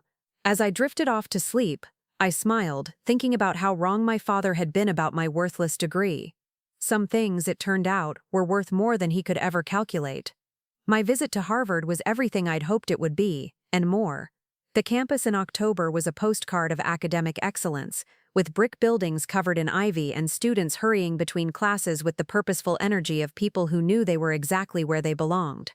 Dr. Martinez gave me a tour of the Graduate School of Design, introducing me to faculty members whose research I'd been reading for years. The Urban Climate Adaptation Research Center was housed in a modern building with floor-to-ceiling windows that overlooked the Charles River. The lab spaces were equipped with technology I'd only dreamed of having access to, and the library contained research collections that would take me years to fully explore. When Dr. Martinez showed me the office space I'd be assigned as a fellowship student, complete with my own desk and computer setup, I had to fight back tears of gratitude. The research assistantship comes with some teaching responsibilities, Dr. Martinez explained as we walked through the main lab. You'd help with undergraduate courses in environmental planning and sustainable development. Most of our fellowship students find the teaching experience valuable for their own professional development. I nodded enthusiastically. The idea of teaching Harvard undergraduates about sustainable urban development felt like the culmination of everything I'd worked toward over the past 6 years. When would you be able to start? Dr. Martinez asked. January 2nd, I said immediately. I'll finish my master's degree at CU Boulder in December, and I can be here for the spring semester. Perfect, she said with a smile. I'll have the administrative staff send you all the enrollment paperwork and housing information. You're going to love it here, Rachel. I flew back to Boulder that evening with my head spinning and my heart full. Everything about Harvard felt right, from the faculty to the research opportunities to the campus atmosphere. For the first time in my academic career, I felt like I was exactly where I was supposed to be. Tyler picked me up from the Denver airport, and I spent the entire drive back to Boulder telling her about my campus visit. She listened with the enthusiasm of someone living vicariously through my good fortune, asking detailed questions about the faculty, the research projects, and the other graduate students I'd met. So it's really happening, she said as we pulled into our apartment complex. "You're really going to Harvard?" "I'm really going to Harvard," I confirmed, and saying the words out loud made it feel more real than it had even while standing in the research lab. That night, I called my parents to tell them about my campus visit. Mom answered the phone with the eager tone of someone who'd been waiting for an update. "How was it, sweetheart?" she asked. "Tell me everything." I described the campus, the faculty, the research opportunities, and the teaching responsibilities that came with the fellowship. Mom listened with genuine interest, asking questions about my housing arrangements and whether I'd need help with the move to Boston. "It sounds wonderful," she said when I finished. "I'm so proud of you, Rachel. Harvard is such an incredible opportunity." "Is Dad there?" I asked. "I'd like to tell him about the visit too." "He's in his office finishing up some work," Mom said. "Let me get him." I heard muffled conversation in the background, then Dad's voice came on the line. "Rachel, how was Harvard?" he asked, and his tone was warm with the enthusiasm he usually reserved for Marcus's business achievements. I repeated the highlights of my campus visit, emphasizing the research opportunities and the potential for real-world application of my work. Dad listened without interrupting, which was unusual for him. "This is exactly what I hoped would happen," he said when I finished. "Harvard is going to open doors for you that no other institution could." "I'm excited about the research opportunities," I said. "The faculty are doing exactly the kind of interdisciplinary work I want to be involved in. And the networking opportunities," Dad added. "Harvard has alumni in every major environmental consulting firm, every government agency, every nonprofit organization that deals with climate issues. You need to take advantage of those connections." I sighed quietly. Even now, even with everything falling into place perfectly, Dad couldn't resist trying to steer my focus towards strategic networking rather than academic excellence. "I'm sure I'll meet lots of interesting people," I said diplomatically. "Rachel, I'm serious about this," Dad continued. "The research is important, but the connections you make at Harvard will determine your career trajectory for the next 20 years. You need to think strategically about building relationships with people who can help you achieve your long-term goals." "What do you think my long-term goals should be?" I asked, curious to hear his latest vision for my future. "Policy work," Dad said immediately. "Environmental consulting for major corporations, maybe eventually a position with the EPA or the Department of Energy. Harvard gives you credibility that can take you straight to the top of the environmental policy world." I listened to him outline his strategic plan for my Harvard experience, and I felt the familiar frustration building in my chest. It wasn't enough for him to support my research. He had to reshape it into something that fit his understanding of professional success. "Dad," I said finally, "what if I want to stay in academic research? What if I want to be a professor?" There was a pause on the other end of the line. "Rachel, you're too smart to limit yourself to academia. With a Harvard PhD, you could have any job you want in the environmental field. Why would you settle for a professor's salary when you could be making real money in consulting or policy work?" The question hung in the air between us like a challenge. Why would I settle for academic research when I could pursue more lucrative opportunities? It was the same fundamental disconnect that had characterized every conversation we'd had about my career. The assumption that financial compensation was the ultimate measure of professional success. "Because I love research," I said quietly. "Because I want to contribute new knowledge to my field. Because I think teaching the next generation of environmental scientists is important work." "Those are all admirable goals," Dad said, "but they're not going to pay off your student loans or help you build long-term financial security." "Maybe financial security isn't my primary concern," I replied. "It should be," Dad said firmly. "Rachel, you're 26 years old. You need to start thinking about your future practically. Marriage, children, home ownership, retirement planning, all of those things require money." I wanted to point out that I'd never asked him for financial advice, that I'd been supporting myself through graduate school with a combination of teaching assistantships and research grants, that I was perfectly capable of managing my own financial future. But I'd learned over the years that challenging Dad's assumptions about money usually led to lectures about fiscal responsibility and the importance of practical thinking. "I appreciate your concern," I said instead. "But I'm confident that my Harvard PhD will open plenty of career opportunities." "Of course it will," Dad agreed. "That's why I want to make sure you're thinking strategically about how to leverage those opportunities." The conversation continued for another 15 minutes, with Dad outlining his vision for my post-Harvard career, and me making non-committal responses. By the time I hung up, I felt like I'd been given another business plan rather than parental support for my academic achievement. But underneath my frustration, I felt something else, a growing confidence that I no longer needed his approval or guidance to succeed. Harvard had validated my research and offered me the opportunity to pursue exactly the kind of work I was passionate about. For the first time in my academic career, I felt like my own judgment about my future was more reliable than his. The next few weeks passed in a blur of academic obligations and transition planning. I was finishing my master's degree while simultaneously preparing for my move to Boston, a juggling act that left me exhausted but exhilarated. Dr.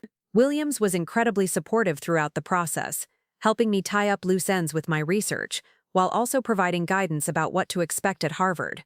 The transition between institutions can be challenging, she warned during one of our weekly meetings.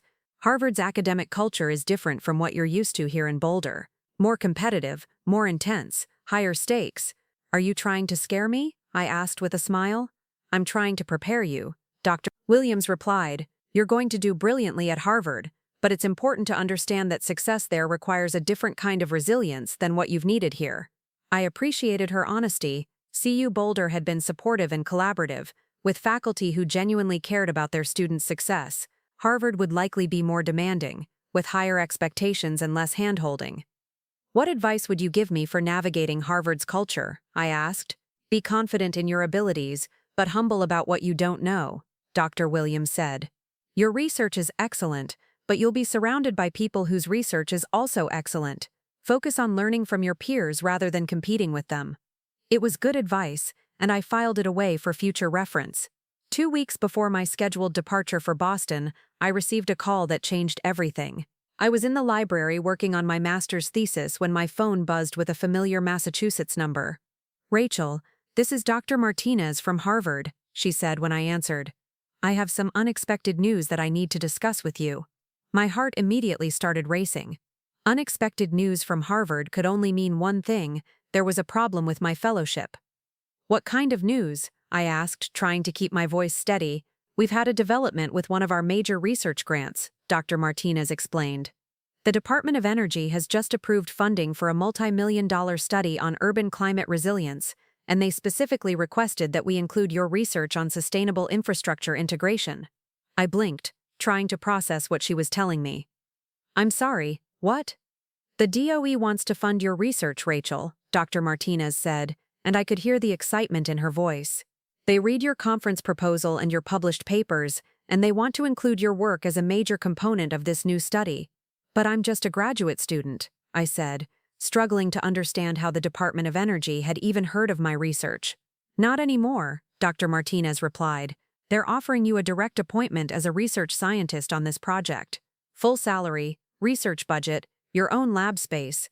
You'd be working directly with federal agencies and major cities to implement the kind of infrastructure changes you've been studying. I sat in the library, surrounded by environmental science textbooks and research papers, trying to comprehend what I was hearing. The Department of Energy wanted to fund my research. They wanted to pay me to do exactly the kind of work I'd been passionate about for years. This is incredible, I managed finally. It gets better. Dr. Martinez continued, the position comes with a full research team. You'd have graduate students working under your supervision, technical staff to support your data collection, and connections with urban planning departments in cities across the country. When would this start? I asked. January, same as your original fellowship, she said. But Rachel, this isn't a student fellowship anymore. This is a professional research position with one of the most prestigious environmental research centers in the country. After I hung up, I sat in the library for a long time, staring at my phone and trying to process what had just happened. 3 months ago, my father had called my research worthless and demanded that I abandon it for business school. Now the Department of Energy was offering to fund that same research as part of a multi-million-dollar federal study. I thought about all the times I'd doubted myself over the years, all the moments when I'd wondered if Dad was right about my impractical career choices. I thought about the family meeting where he'd systematically dismissed my research portfolio, and the dinner at Romano's where he'd called my degree worthless in front of my entire family. And then I thought about Dr. Martinez's phone call, about the federal government's recognition of my work, about the opportunity to lead my own research team and implement real-world solutions to urban climate challenges. I called Tyler immediately. "The Department of Energy wants to fund my research," I said as soon as she answered. "What?" Tyler shrieked. "Rachel, say that again." I repeated Dr. Martinez's offer, including the details about the research team and the connections with federal agencies and major cities. Tyler listened in amazed silence, occasionally making small sounds of excitement. "This is insane," she said when I finished. "Rachel, do you understand what this means? You're 26 years old and the federal government wants to fund your research." "I know," I said, and suddenly I was laughing and crying at the same time. "Tyler, 3 months ago my dad threw my diploma in the trash. Now the DOE wants to pay me to do research on sustainable urban development. Are you going to tell your family?" Tyler asked. I considered the question. Part of me wanted to call Dad immediately and read him Dr. Martinez's offer word for word. Part of me wanted to savor this moment privately before subjecting it to his strategic analysis and networking advice. "Not yet," I said finally. "I want to process this myself first." "That's probably smart," Tyler agreed. "Your dad's going to have a lot of opinions about how you should leverage this opportunity."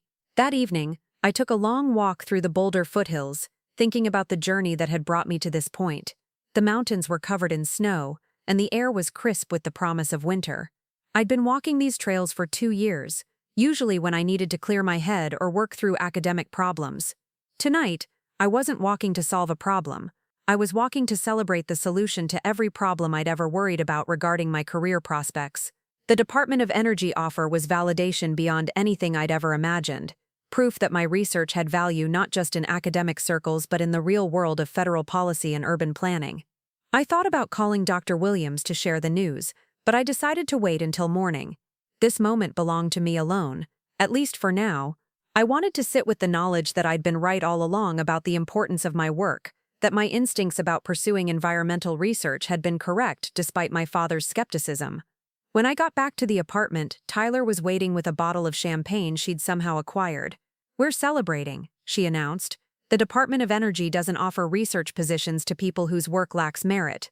We sat on our tiny balcony despite the cold, sharing champagne and talking about what this opportunity would mean for my future.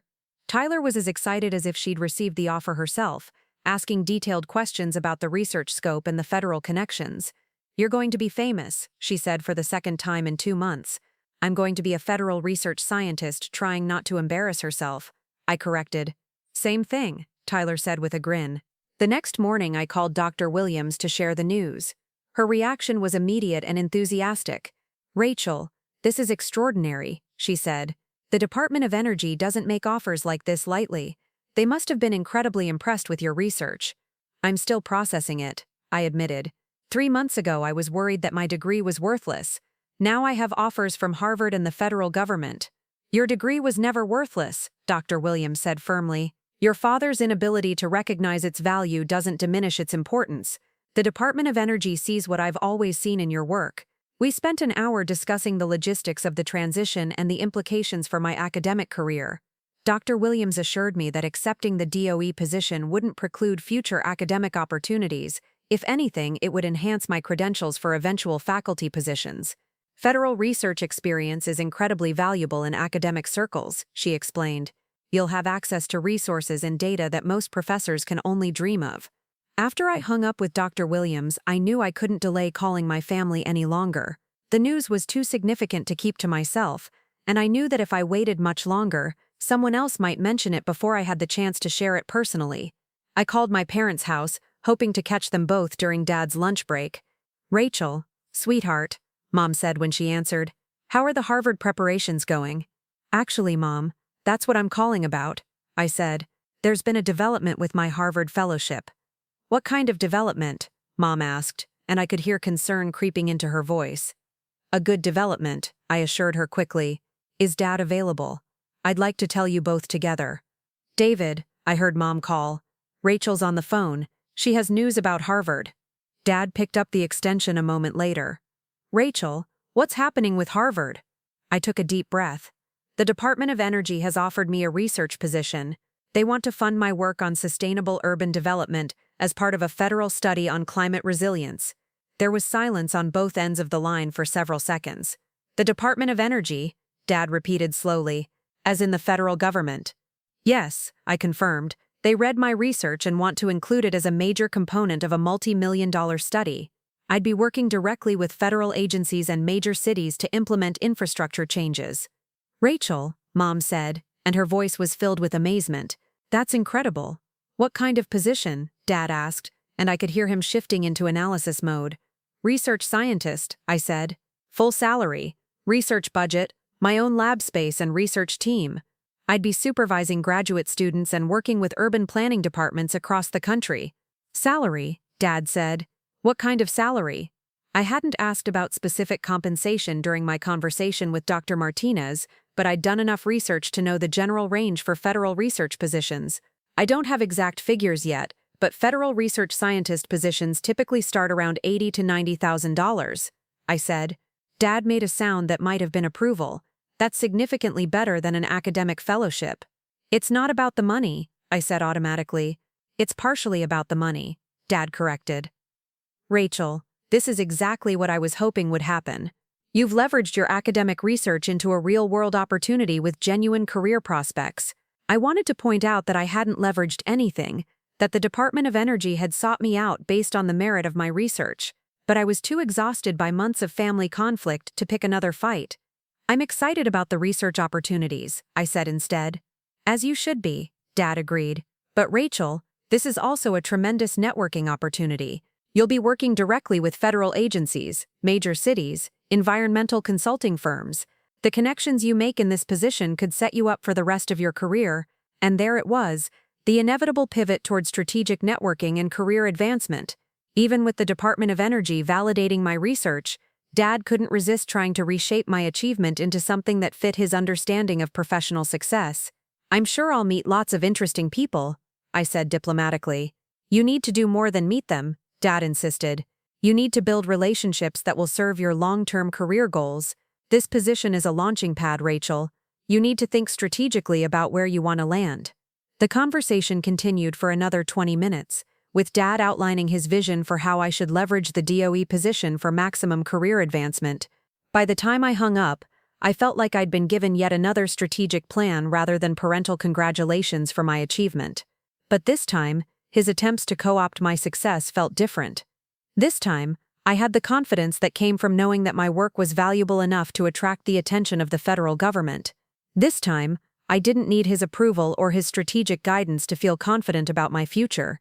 I thought about the girl who'd sat in Romano's Steakhouse 4 months earlier, listening to her father call her degree worthless while she fought back tears. That girl had doubted herself, had wondered if maybe he was right about her impractical career choices. Now I knew better. My research wasn't worthless, it was valuable enough to earn me a position with the Department of Energy. My degree wasn't impractical, it was practical enough to solve real-world problems for federal agencies and major cities. The transformation wasn't magical, it was the result of years of hard work, dedication, and refusing to let other people's limited vision define my potential. But it felt magical sitting in my Boulder apartment, knowing that in 6 weeks I'd be starting my dream job with the federal government, leading research that could help cities across the country become more sustainable and resilient. I thought about all the times my father had tried to redirect my career toward his version of success, all the strategic plans and networking advice and lectures about practical thinking. None of it had been necessary. My research had found its own path to recognition and support, without any strategic maneuvering or calculated networking. Sometimes it turned out, the best strategy was simply to do excellent work, and trust that excellence would be recognized. Sometimes the most practical choice was to follow your passion and let competence speak for itself. As I sat in my apartment that evening looking at the DOE offer letter that had arrived by email, I felt something I'd never felt before in relation to my family. Complete independence from their opinions about my choices. I no longer needed their approval or their strategic guidance. I had my own validation, my own opportunities, my own future. The girl who doubted her worthless degree had become a woman whose research was valuable enough to earn federal funding. The transformation was complete, and it belonged entirely to me. The weeks leading up to my departure for Boston flew by in a whirlwind of paperwork, packing, and final preparations. I formally accepted the Department of Energy position, completed my master's degree requirements at CU Boulder, and began the complex logistics of relocating my entire life across the country. Tyler helped me sort through 6 years of accumulated belongings, deciding what was worth shipping to Boston and what could be donated or left behind. "You're really doing this," she said one evening as we folded clothes into boxes. "You're really leaving Colorado for your dream job with the federal government." "I'm really doing this," I confirmed, and saying it out loud still felt surreal. The apartment felt strange as it emptied out, becoming less like home and more like a way station between my old life and whatever was waiting for me in Cambridge. I'd lived in Boulder for 6 years, first as an undergraduate and then as a graduate student, and the city had shaped me in ways I was only beginning to understand as I prepared to leave. Dr. Williams hosted a farewell reception for me in the environmental science department, inviting faculty and graduate students to celebrate my achievements and wish me well in my new position. Standing in the conference room where I'd given countless research presentations, surrounded by the professors who'd guided my academic development, I felt a profound sense of gratitude for the foundation they'd helped me build. "We're incredibly proud of what you've accomplished," Dr. Williams said during her informal remarks, "but more than that, we're excited to see what you'll do with this opportunity. Your work has the potential to influence environmental policy at the national level." After the reception, I stopped by my parents' house in Phoenix for what I knew would be my final visit before leaving for Boston. The Desert Ridge neighborhood looked exactly the same as it had when I was growing up, but I felt like a completely different person walking up the familiar driveway. Mom answered the door with her usual perfectly coordinated outfit and carefully styled hair, but there was something different in her expression. Pride, maybe, or perhaps a kind of amazement that her youngest child was about to take a federal research position. "Rachel, sweetheart," she said, embracing me with more warmth than I'd felt from her in years. Come in, come in. Your father's been looking forward to this visit all week."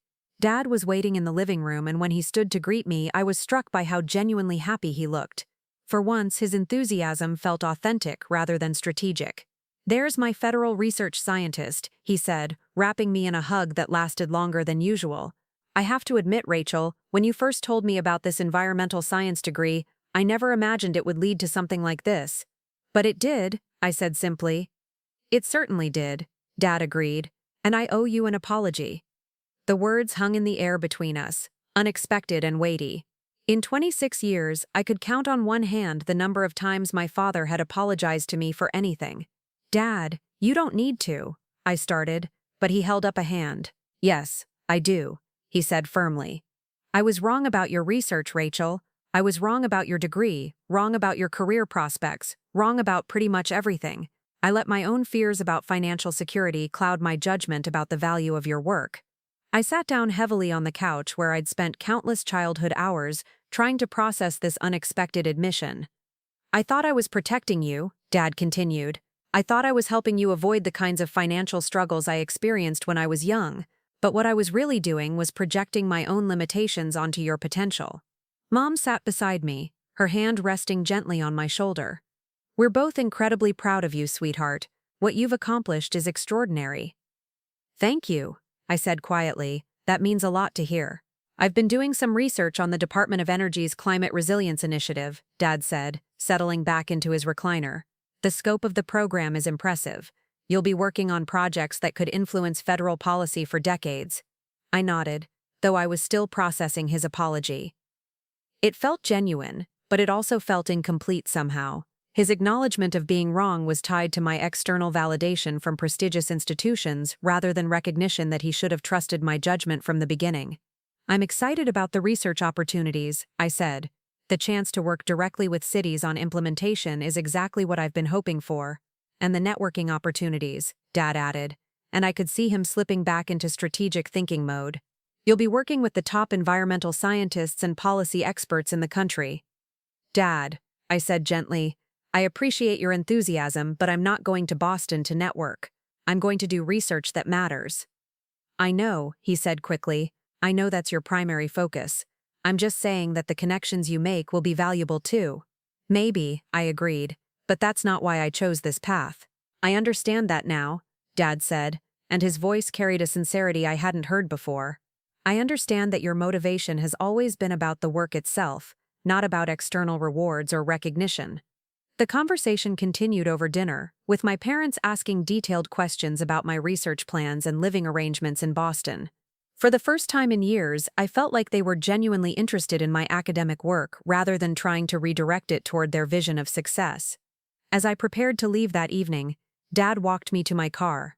The desert air was cool, and the Phoenix skyline glittered in the distance like a circuit board.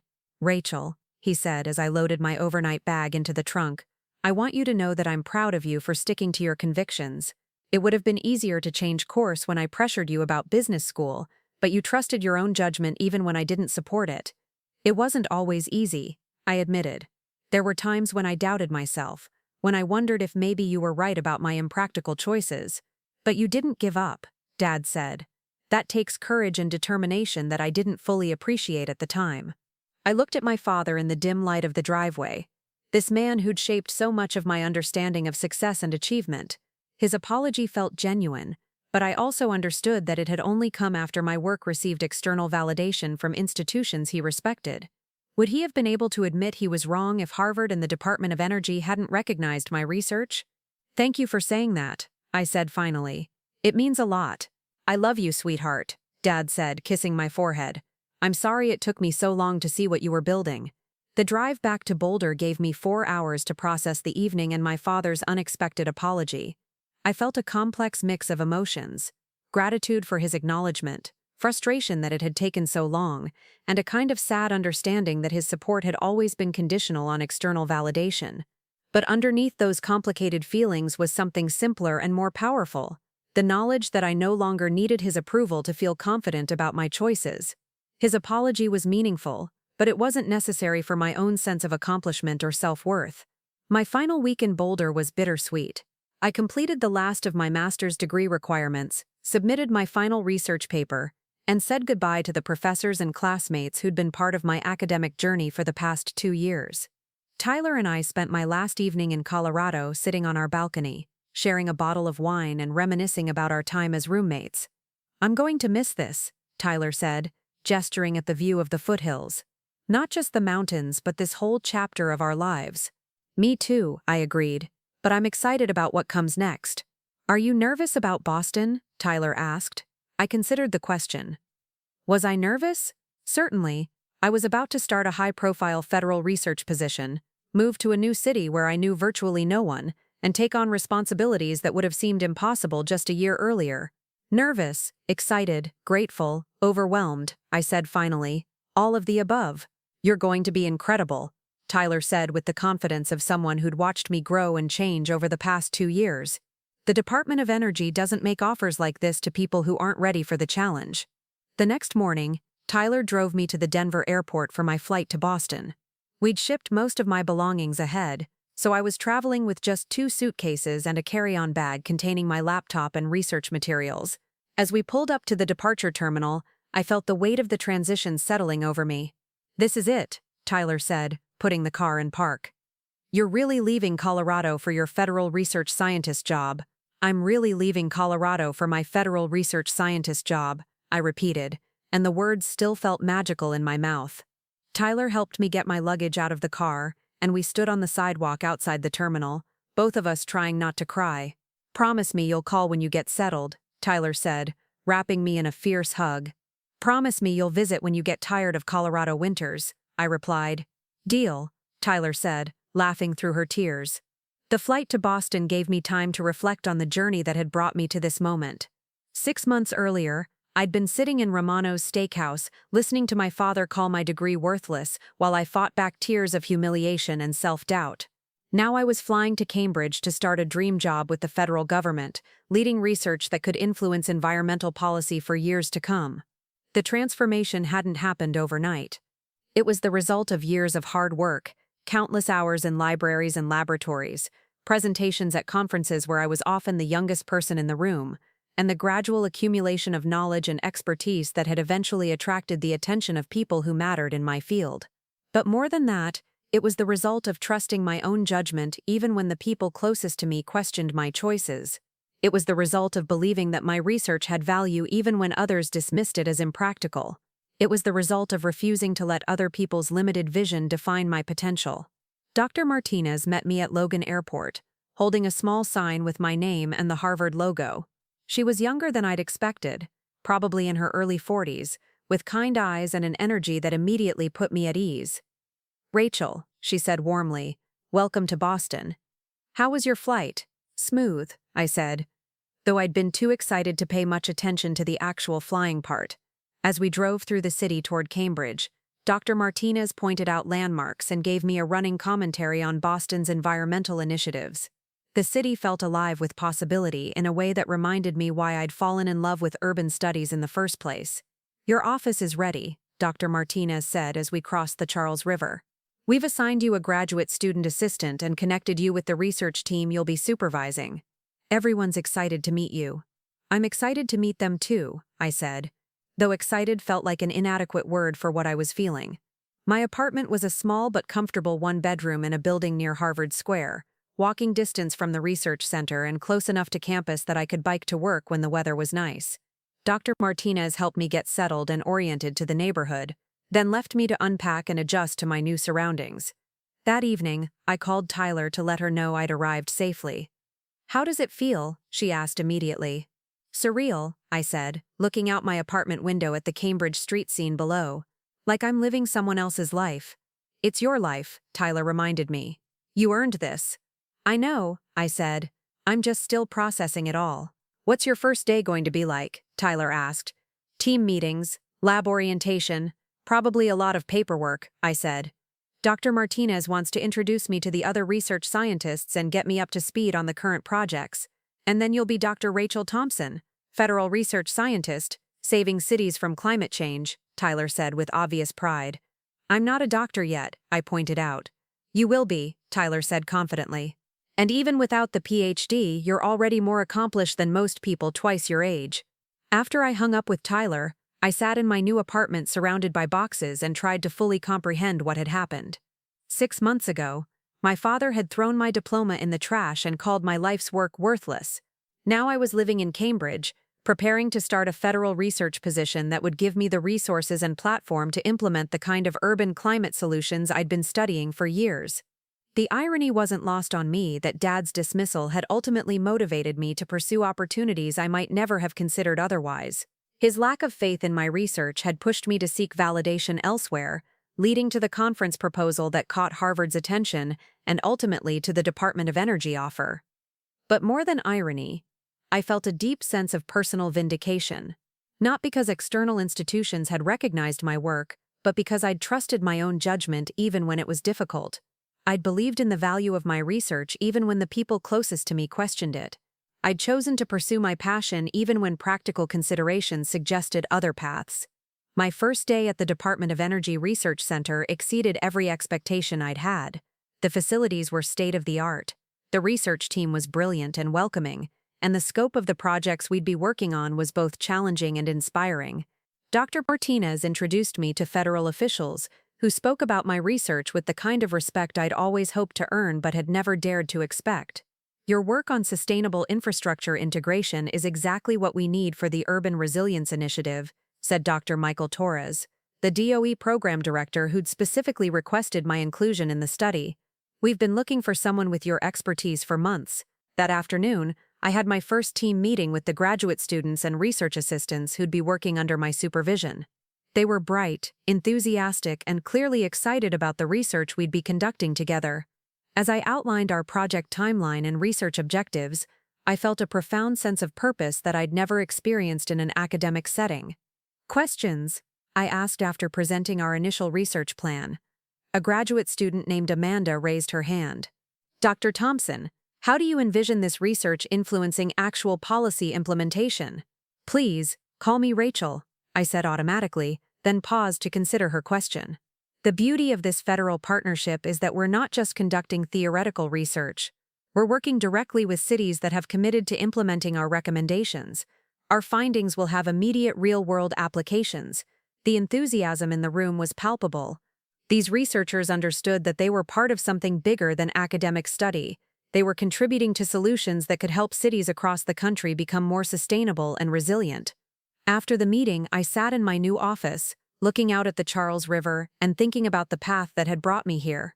On my desk was a framed photo Tyler had given me as a going-away present, the two of us on our apartment balcony in Boulder, mountains visible in the background, both of us laughing at something I couldn't remember. My phone buzzed with a text message from an unknown number. When I opened it, I saw a photo of a newspaper clipping with a brief article about the Department of Energy's new Urban Climate Resilience Initiative. My name was mentioned in the third paragraph as one of the lead researchers on the project. The message was from Marcus. Saw this in the Phoenix Business Journal. Dad's been showing it to everyone at his office. He's basically telling people that your environmental science degree was his idea. Thought you should know. Proud of you, sis. I stared at the message for a long moment, feeling a complex mix of amusement and frustration. Of course, Dad was taking credit for my success now that it had received public recognition. Of course, he was rewriting history to position himself as the visionary parent who'd always supported my environmental research. But instead of anger, I felt something closer to pity. Dad's need to claim ownership of my achievements said more about his insecurities than it did about my accomplishments. My success didn't belong to him, regardless of how he chose to frame it for his business associates. I typed back to Marcus, "Thanks for the heads up. Let him have his moment. I know where this really came from." That evening I took a long walk through Cambridge, exploring my new neighborhood and thinking about the future. The city felt different from Boulder, more urban and historic, but there was something about the energy here that felt right. This was a place where important work happened, where research had real-world impact, where young scientists could build careers that mattered. I thought about calling my parents to share details about my first day, but I decided against it. This experience belonged to me, at least for now. I wanted to savor it without having to filter it through their opinions or strategic advice. Instead, I called Dr. Williams to thank her one more time for everything she'd done to support my academic development. "Rachel," she said warmly, "I was hoping you'd call. How was your first day?" I told her about the research team, the federal partnerships, and the scope of the projects we'd be working on. Dr. Williams listened with the pride of someone who'd invested years in helping me reach this point.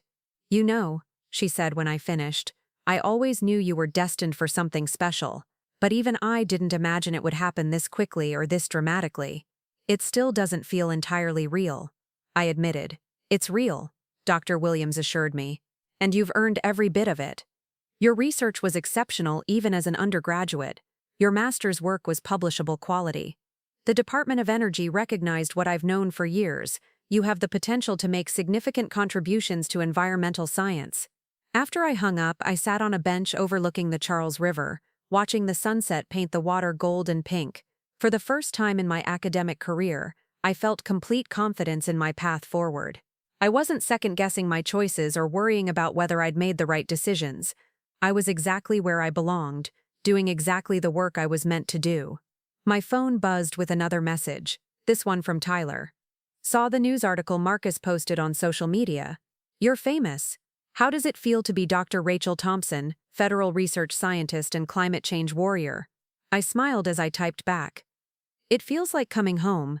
3 months into my position with the Department of Energy, I received an invitation that brought everything full circle: the International Conference on Sustainable Cities, the same conference Dr. Williams had encouraged me to attend with my father's reluctant financial support, wanted me to deliver a keynote address on federal approaches to urban climate resilience. I accepted immediately, understanding the symbolic importance of the moment. The conference where I'd once hoped to present my research as a graduate student was now inviting me to speak as a federal research scientist leading a multi-million-dollar study. Dr. Martinez was enthusiastic about my participation. "This is exactly the kind of platform we want for our research," she said. "Your presentation will help establish our program as a national leader in urban climate adaptation." As I prepared my keynote presentation, I thought about the journey from that first conversation with my father about conference fees to this invitation to address the field's leading researchers and practitioners. The work itself hadn't changed. Sustainable urban development was still sustainable urban development. But my platform for presenting it had transformed completely. The night before my presentation, I called my parents to tell them about the keynote invitation. Their reactions were predictably enthusiastic, with Dad immediately launching into strategic advice about networking opportunities and Mom expressing amazement that her daughter was now considered an expert in her field. "We're so proud of you, sweetheart," Mom said. "To think that just a year ago you were worried about conference registration fees, and now you're giving keynote addresses." "The research was always good," I pointed out. "It just took time for people to recognize its value." "Your research was excellent," Dad agreed, and there was genuine admiration in his voice. "I'm sorry it took me so long to see that." "Thank you," I said, and I meant it. His recognition felt different now that I no longer needed it for my own confidence, but it was still meaningful to hear. My keynote presentation was well received, with audience members approaching me afterward to discuss potential collaborations and research partnerships. Standing at the podium where I'd once hoped to present a 15-minute paper as a graduate student, delivering a 40-minute address on federal climate policy to an audience of international experts, I felt the full weight of how far I'd traveled. After the conference, I treated myself to dinner at a restaurant that reminded me of Romano's Steakhouse, the kind of upscale establishment where important people discussed important matters over expensive meals. But this time, I was the important person, and I was dining alone by choice, celebrating my own achievements without needing anyone else's validation or approval. As I sat with my wine and reflected on the day's success, I thought about the girl who'd cried in her Boulder apartment after her father called her degree worthless. That girl had been afraid that maybe he was right, that maybe her research really was impractical academic fantasy. She'd needed external validation to feel confident about her choices. The woman sitting in that Boston restaurant knew better. My research was valuable not because Harvard or the Department of Energy said so, but because it addressed real problems with practical solutions. My degree wasn't worthless because it had given me the knowledge and skills to contribute meaningfully to my field. My choices hadn't been impractical because they'd led me to exactly where I wanted to be. The validation from prestigious institutions was gratifying, but it wasn't necessary for my own understanding of my worth. I'd learned to trust my own judgment even when others questioned it, to believe in my work even when it wasn't immediately recognized, to pursue my passion even when practical considerations suggested other paths. Sitting in that restaurant, glass of wine in hand and keynote presentation successfully completed, I understood that the real transformation hadn't been external recognition of my research. The real transformation had been internal recognition of my own competence and judgment. I'd become someone who no longer needed other people's approval to feel confident about my choices. My phone buzzed with a text from Tyler. "Saw your conference presentation posted online. You killed it. I'm so proud of my brilliant best friend." I smiled as I typed back, "Thank you for believing in me even when I didn't believe in myself." "That's what friends are for," Tyler replied immediately.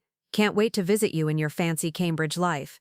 As I walked back to my apartment that evening, I thought about the title of my presentation, From Theory to Implementation, Federal Approaches to Urban Climate Resilience. It was an accurate description of my research, but it was also an accurate description of my own journey. I'd gone from theoretical understanding of my potential to practical implementation of my goals. The girl who doubted her worthless degree had become a woman whose research was shaping federal policy. The transformation was complete, and it belonged entirely to me. 6 months later, I received a call that would have seemed impossible just a year earlier. The White House Office of Science and Technology Policy wanted to discuss my potential appointment to a federal advisory committee on urban climate adaptation. My research had caught the attention of policymakers at the highest levels of government. As I hung up the phone after agreeing to the preliminary interview, I thought about calling my father to share the news. Then I decided against it. This achievement, like all the others, belonged to me first. I would share it when I was ready, in my own way, on my own terms. Instead, I called Tyler, who screamed with excitement and immediately started planning a celebration trip to Boston. I called Dr. Williams, who expressed amazement at how quickly my career had accelerated. I called Dr. Martinez, who congratulated me on the recognition and assured me that the research center would support my federal advisory work. And then I sat in my Cambridge apartment, looking out at the city where I'd built a life and career that exceeded every dream I'd dared to have, and felt the deep satisfaction that comes from proving yourself right about your own potential. The worthless degree had become invaluable. The impractical research had become essential. The academic fantasy had become federal reality. And the girl who'd once needed other people's approval to feel confident about her choices had become a woman who trusted her own judgment above all else. That, I realized, was the real victory. Not the external recognition or the prestigious positions or the federal appointments, but the internal transformation from doubt to certainty, from seeking validation to providing it, from hoping for approval to no longer needing it. My phone buzzed with another message, this one from my father. "Saw the announcement about your White House Advisory Committee appointment. Beyond proud. Love, Dad." I smiled as I typed back, "Thank you. I couldn't have imagined this when we had dinner at Romano's last year." "Neither could I," Dad replied immediately. "But you could. That's what matters." For the first time in my relationship with my father, his response felt like genuine understanding rather than strategic positioning. He was acknowledging not just my success, but my vision for that success, my belief in its possibility even when he couldn't see it. I set down my phone and looked around my apartment, at the life I'd built through hard work and determination and refusing to accept other people's limitations on my potential. Tomorrow I would continue my research, leading projects that could help cities across the country become more sustainable and resilient. Next month I would be interviewed for a federal advisory position that could influence environmental policy at the national level. But tonight I was simply Rachel Thompson, the girl who'd trusted her own judgment when no one else would, who'd believed in her work when others dismissed it, who'd pursued her passion when practical considerations suggested other paths. The worthless degree had led to everything worthwhile. And that irony, more than any external achievement, felt like the perfect vindication of every choice I'd made along the way. Up next, you've got 2 more standout stories right on your screen. If this one hit the mark, you won't want to pass these up. Just click and check them out.